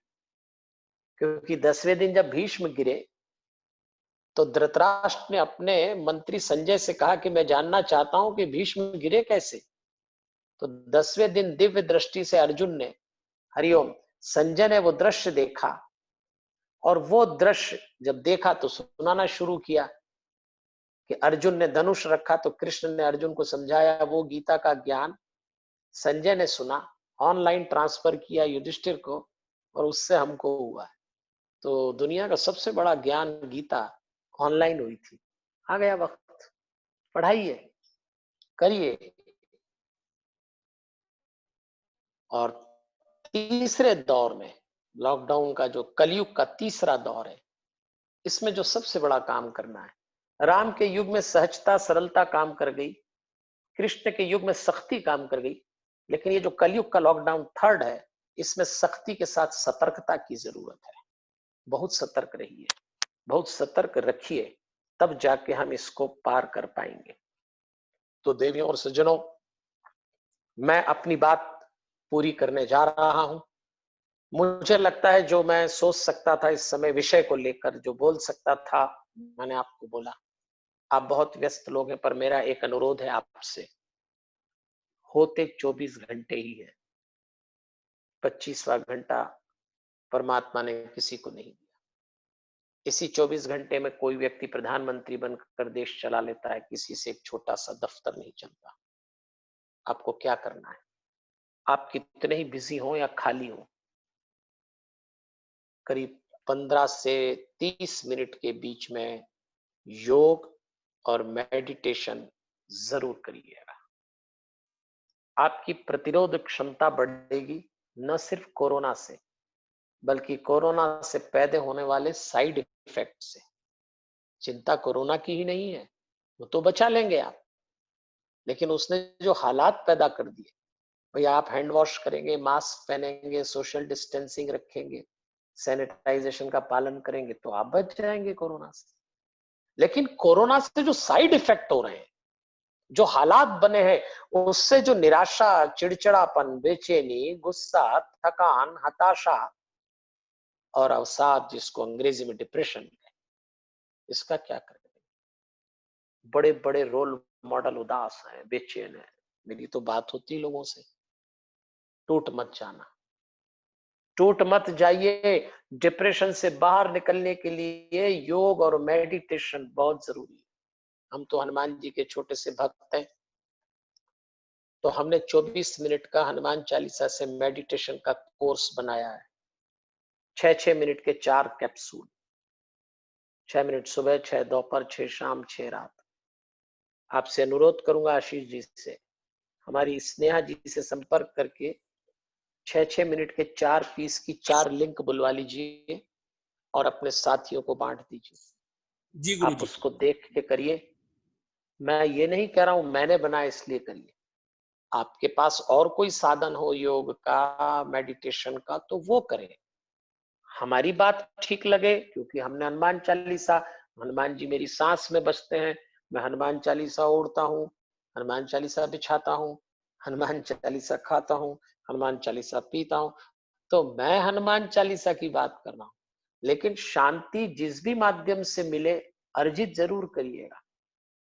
आपके पास जितनी पूंजी थी, है, कम होगी या बढ़ेगी, एक पूंजी जरूर बचाना, शांति बचा के रखना, सब ठीक होगा। बहुत विपरीत परिस्थिति हमने देखी। इस देश के पास आध्यात्मिक ताकत है, इस देश में आज भी संत महात्मा गुरुजन हैं, और इस देश की सबसे बड़ी विशेषता है, यहाँ माता पिता का आशीर्वाद लेने के लिए अभी भी संतानें तैयार है। इतनी दुआ, इतना सदाचरण हमारे पास हो तो हम टूट न जाएं। मैं अपनी बात जो कहना चाहता था, अपनी मर्यादा में मैंने कही। मेरी वाणी में कोई दोष हो, मेरी प्रस्तुति में कोई ऐसी बात हो जो आपको ठीक न लगी हो, तो मुझे क्षमा करें। मैं अपने व्याख्यान को विराम दे रहा हूं।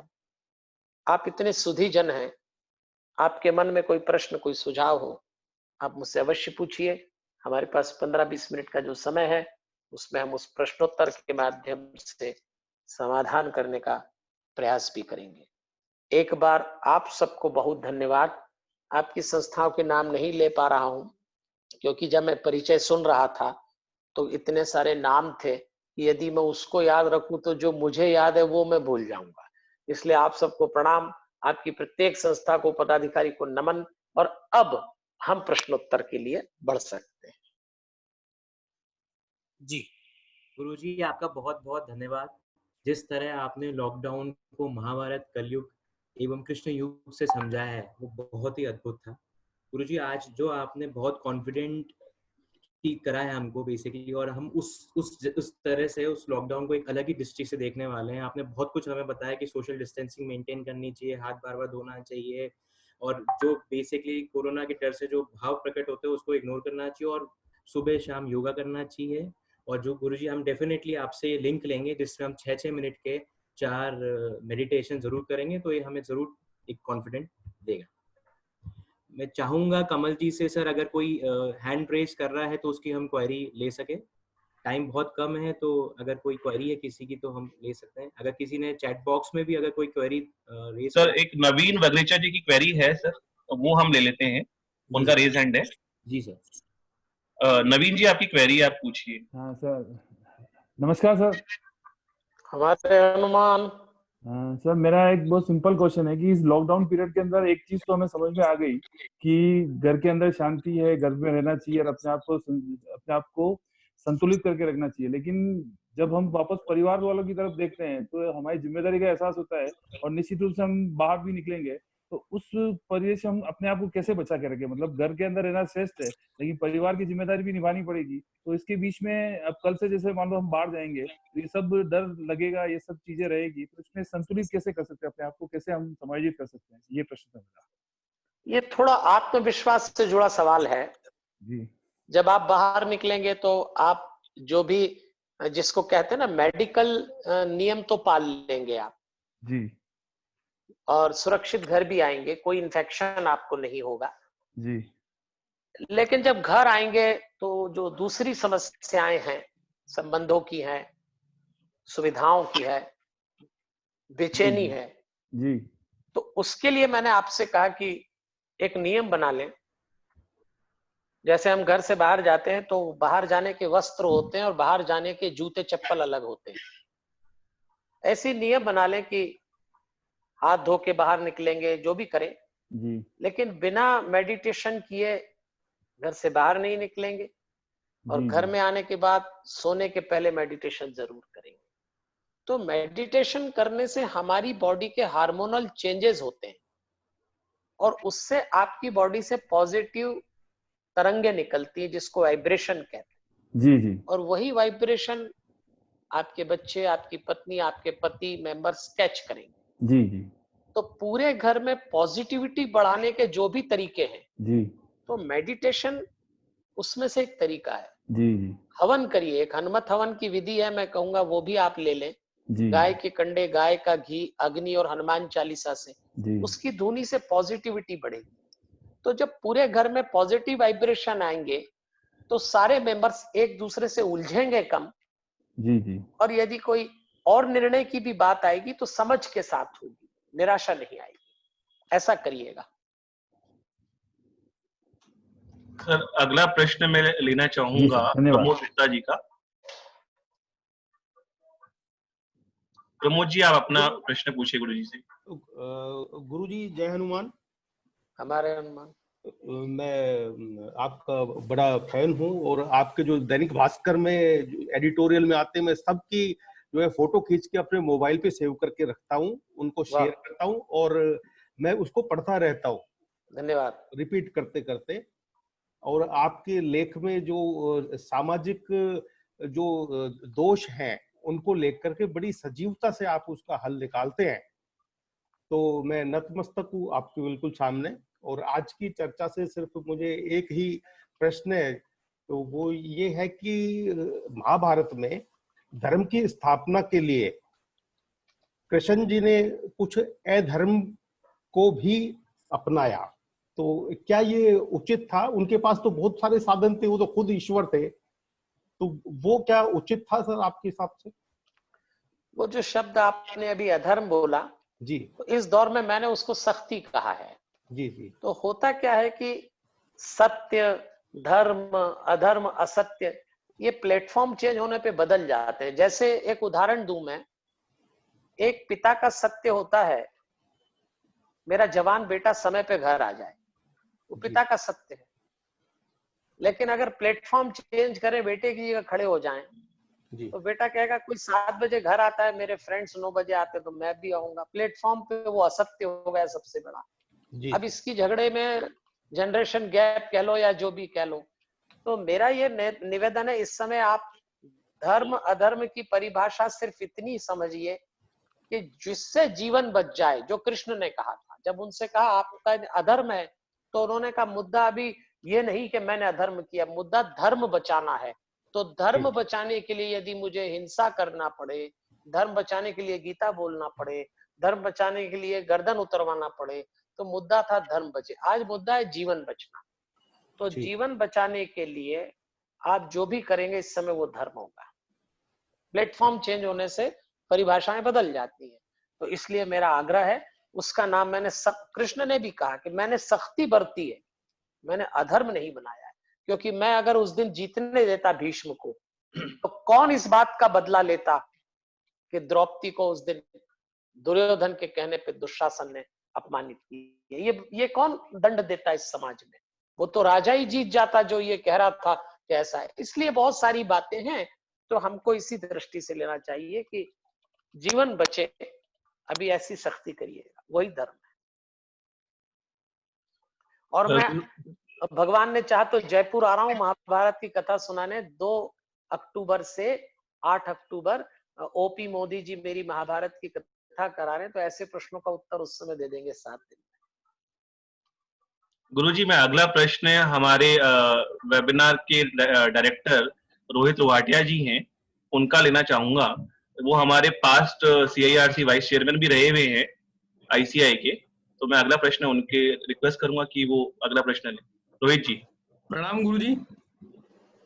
गुरुजी, एक प्रश्न दिमाग में जो आपका सेशन अभी सुना उस दौरान आया कि क्या हम इस कोरोना जो महामारी जो हमारे बीच में आई है, इसको हम इस स्वरूप से लेके जा सकते हैं कि जब ये समाप्त होगी कोरोना महामारी, तो एक नए युग की शुरुआत होगी, या वापस से जैसा पहले जो होता हुआ चल रहा था कलयुग में वैसा ही आगे होगा, या कुछ बदलाव प्रकृति में आएंगे, लोगों के विचारों में आएंगे, समाज के अंदर आएगा? आपका इसमें क्या सोचना है गुरुजी? आपने जो बात बोली, इसके 2 दृश्य आने वाले हैं। एक वर्ग बदलेगा, लाइफ स्टाइल चेंज होगी, अप्रोच चेंज हो जाएगी लाइफ के प्रति, और वही लोग कोरोना से बचाएंगे। एक वर्ग ऐसा है जो कभी नहीं बदलता, जानते हुए भी किससे नुकसान होगा वो वही करेंगे। तो देश में बदलाव तो आएगा। 2 तरह के लोग हो जाएंगे, एक समझदार, एक दुश्मन। हम उनको समाज का दुश्मन ही कहेंगे।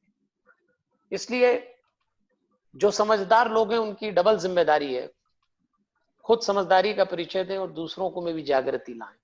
ये टर्निंग पॉइंट है, भारतीय लोगों के जीवन का टर्निंग पॉइंट। इस समय हम लोगों का एक स्वभाव होता है, भारत वालों का, हम दुर्भाग्य में सौभाग्य ढूंढते हैं। तो चलिए जो दुर्भाग्य है इसमें से सौभाग्य ढूंढें, जीवन शैली बदलेगी। और अगर नहीं बदलने की दस्तक होती तो आप और मैं इस समय बात नहीं कर रहे होते। आप जैसे लोगों ने ये जो संजीदा वेबिनार किया है, ये इस बात का प्रतीक है कि भारत में अच्छा बदलाव आएगा। धन्यवाद गुरुजी।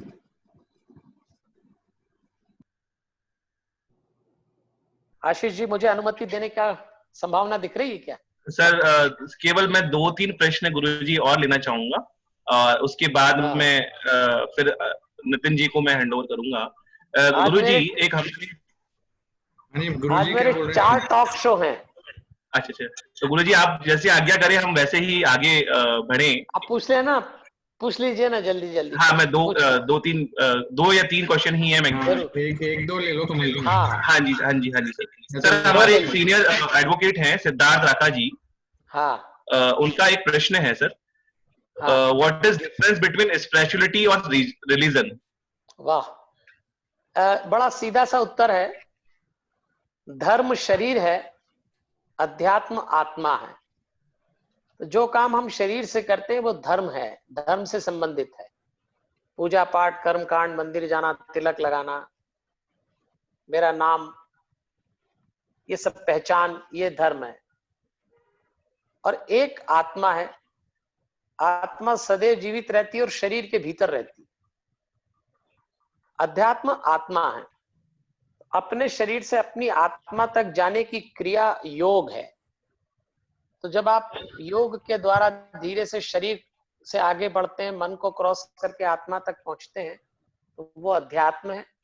और केवल शरीर पे टिक के जो काम करते हैं वो धर्म है। ये सीधा सा उत्तर है। सर आखिरी प्रश्न मैं ले रहा हूँ गुरुजी। आखिरी प्रश्न जीएस महेश्वरी जी का है। जीएस महेश्वरी जी प्लीज आपका क्वेश्चन पूछिए। गुरुजी प्रणाम। गुरुजी ये कोरोना वायरस की ये, हेलो गुरुजी। बोलिए सर, आवाज आ रही है। गुरुजी ये कोरोना वायरस कलयुग के समय में ये प्रकट हो रहा है और कलयुग के देवता हनुमान जी हैं। तो हनुमान जी के कौन से हम वो मंत्र या हनुमान चालीसा क्या चीज जाप करें कि ये बीमारी अपने आप ही हमारे या भारतवर्ष से दूर हो जाए और संसार से, वर्ल्ड से दूर हो जाए? अच्छा देखिए, संसार से दूर भी नहीं होगी, भारत से भी दूर नहीं होगी। इसके साथ जीने की आदत डालिए।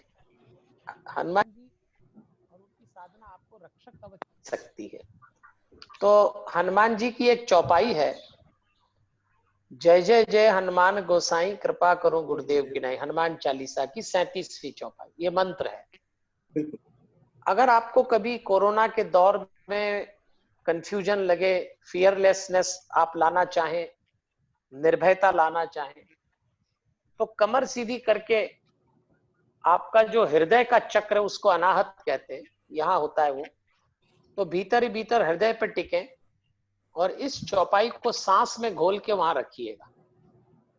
मुझे लगता है आपका आत्मबल बढ़ेगा, जिसको मेडिकल साइंस में इम्यूनिटी बढ़ेगी और कोरोना के संक्रमण से आप बच सकेंगे। बाकी चीजों में भी आपका कॉन्फिडेंस लेवल हाई होगा।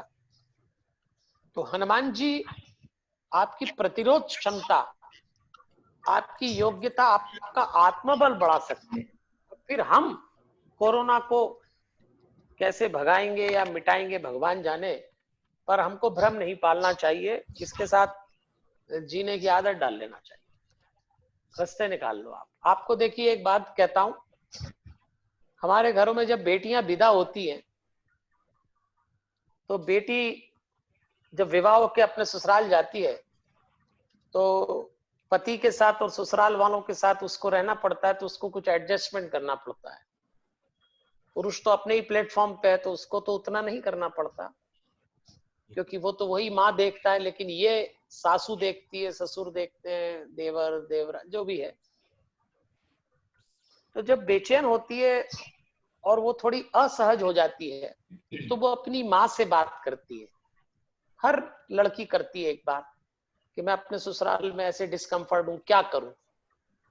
तो समझदार माताएं अपनी बेटी को एक बात सिखाती है कि तू कोशिश कर ले कि जैसा तू चाहती वैसा तेरा ससुराल में हो जाए, अन्यथा फिर माँ यह कहती बेटा आदत डाल ले इनके साथ जीने की।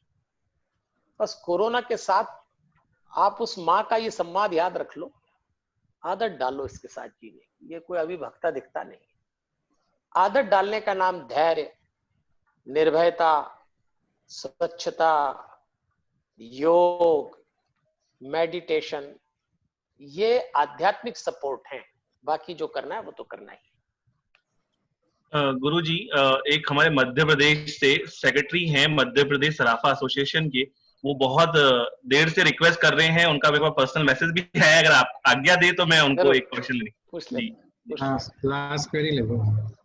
संतोष जी आपका आखिरी प्रश्न पूछिए। संतोष जी। गुरुजी सादर प्रणाम, चरण स्पर्श करता हूँ। आपकी आवाज नहीं आ रही सर, थोड़ा थोड़ा तेज बोलिएगा। गुरुजी सादर प्रणाम करता हूँ, चरण स्पर्श करता हूँ जी।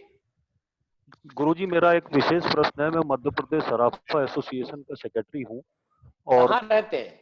मैं खंडवा रहता हूँ गुरुजी। अच्छा। तो सबसे बड़ा प्रश्न ये है कि व्यापारी बहुत व्यथित है, उसके आत्मविश्वास बहुत कम हो रहा है। मैं प्रत्येक जिले की वेबिनार ले रहा हूँ, अभी तक मैं बुरहानपुर, धार, खरगोन और हरदा जिलों की लिया हूँ। व्यापारी बहुत दुखी है, उसका आत्मविश्वास कैसे बढ़ाया जाए ताकि वो इस कोरोना महामारी, तो सबको मालूम है कि यह निश्चित रूप से अब स्थायी रूप से जब तक कि इसका इलाज नहीं होता, जब तक कि इसके साथ लड़ना है, परंतु व्यापार की स्थिति को देखकर उसका आत्मविश्वास बहुत डामाडोल हो रहा। उसको बढ़ाने के लिए आपका 2 दिन पहले का एक लेख आया था जिसमें आपने लिखा था कि उच्च शक्ति की ओर छलांग, तो मैंने वही अपने वेबिनार में पढ़ के सबको सुनाता हूँ। तो मुझे कुछ ऐसे आप टिप्स दीजिए ताकि मैं व्यापारियों की वेबिनार में वो चीज बता सकूं ताकि उनका आत्मविश्वास बढ़े। और इस मेरा एक निवेदन है भैया आपसे कि जी आप आशीष जी के थ्रू लिंक ले लीजिए, तो जी हमारी स्नेहा जी जो कोऑर्डिनेटर है वो आपको छोटी छोटी लिंक भेजेंगी। जी उसमें जी बहुत जी छोटी छोटी क्रियाएं जो आदमी चलते फिरते करते हुए अपने कॉन्फिडेंस को बढ़ा लेगा, जी अपना जी काम हो जाएगा, कोई जी दिक्कत नहीं। ठीक है धन्यवाद गुरुजी, धन्यवाद जी। गुरुजी। Ashish ji, Nitin ji over to you. हाँ सर। गुरुजी हाँ गुरुजी। बस मैं आपसे निवेदन करूंगा सर, गुरुजी प्लीज 2 मिनट बने रहे हमारे साथ में। अब समय आ गया है वोट ऑफ थैंक्स का, और इसके लिए मैं इनवाइट करना चाहूंगा सुरेश कलानी सर का, जो कि एक बहुत ही डायनेमिक पर्सनैलिटी है और इंस्पिरेशन है बहुत जनों के लिए, स्पेशली मी। सुरेश जी राजेश कलानी फाउंडेशन के प्रमुख ट्रस्टी हैं एवं वे अनेक सामाजिक, धार्मिक और आर्थिक संस्थाओं के माध्यम से अपने सामाजिक दायित्वों को निर्वाह करते हुए आ रहे हैं। मैं आग्रह करूंगा सुरेश कलानी भाई साहब को प्लीज आए और वोट ऑफ थैंक्स दीजिए। जय हनुमान गुरुजी। हमारे हनुमान। देवी संपन्नता के धनी गुरुजी के चरणों में मेरा नमन एवं वंदन और आप सभी महानुभावों का अभिनंदन। यूं तो पंडित विजय शंकर जी मेहता का गोविंद की नगरी जयपुर पर समय समय पर कृपा बरसती ही रहती है, लेकिन आज इस पावन धरा पर हमें आपको डिजिटली सुनने का अवसर मिला है। ऐसे व्यक्तित्व से रूबरू होने का अवसर मिला जिनमें चंद्रमा सी शीतलता, फूलों सी कोमलता, समुद्र सी गंभीरता एवं जल सी तरलता का संगम है। कहते हैं कि जो माहौल को महका दे वह इत्र और जो जीवन को बहका दे वह गुरु। आज आपके उद्बोधन से हम सभी के जीवन में नई उमंग, उत्साह, प्रेरणा और आत्मविश्वास भरकर जीवन को महकाने का काम किया है। मैं आपका बहुत बहुत आभार प्रकट करता हूँ। मैं साधुवाद देता हूँ आप सभी का भी, क्योंकि गुरुजी भी आ जाते और हम सब व्यवस्था भी कर देते तो शायद ये बात न होती। तो सभी मेरे व्यूअर्स का भी बहुत बहुत आभार है। इन्हीं शब्दों के साथ कि मिला सानिध्य आपका, मन की थी यही मुराद, पूरी कर दी आपने आकर, आपका कोटि कोटि धन्यवाद धन्यवाद धन्यवाद। जय हनुमान। आशीष जी। अभिषेक। हाँ सर। अभिषेक जी, मैं सर निजी रूप से आपका, आपकी संस्था का जितने लोग हैं आभार इसलिए व्यक्त करता हूं कि हम शांतम नाम की जो संस्था चलाते हैं, इसमें जो हम गतिविधि इन दिनों कर रहे हैं, अन्नदान, गौ सेवा, अन्न सेवा, अन्य भी, आप लोगों ने बहुत बड़ी राशि हमको दान की है। मैं आपका आभार व्यक्त करता हूं। अगर आप लोग ना हो तो हमको ये अभियान चलाना मुश्किल हो जाए। नहीं गुरुजी। मेरा आभार स्वीकार करिए। जो योगदान आपने दिया है हम रेडी हैं। गुरुजी हमारे ऐसा कुछ नहीं है गुरुजी। गुरुजी आपका आशीर्वाद रहे और ये ऐसी सोच नहीं गुरुजी जो आप बोल रहे हैं। हाँ धन्यवाद। Nitin ji wind up. बहुत बहुत धन्यवाद गुरुजी। So before we close this session, I take this opportunity in thanking all our webinar directors, C. Gautam Sharma ji, C. Rohit Ruatia ji, Advocate Vinod Patni ji, Advocate Umrao Singh Yadav ji, webinar convener C. Abhishek Sharma ji, C. Akhil Bhala ji, C. Amit Kumar Agarwal ji, Advocate Sharad Khandelwal ji, and Advocate Yogesh Parekh ji, and the entire team of VSS for like untiring effort for making this program successful. And last but not the least, our participants for their active participation. So I think we can close this session and request you all to be safe at home, stay healthy, and keep on learning. Thank you, everyone. Thank you.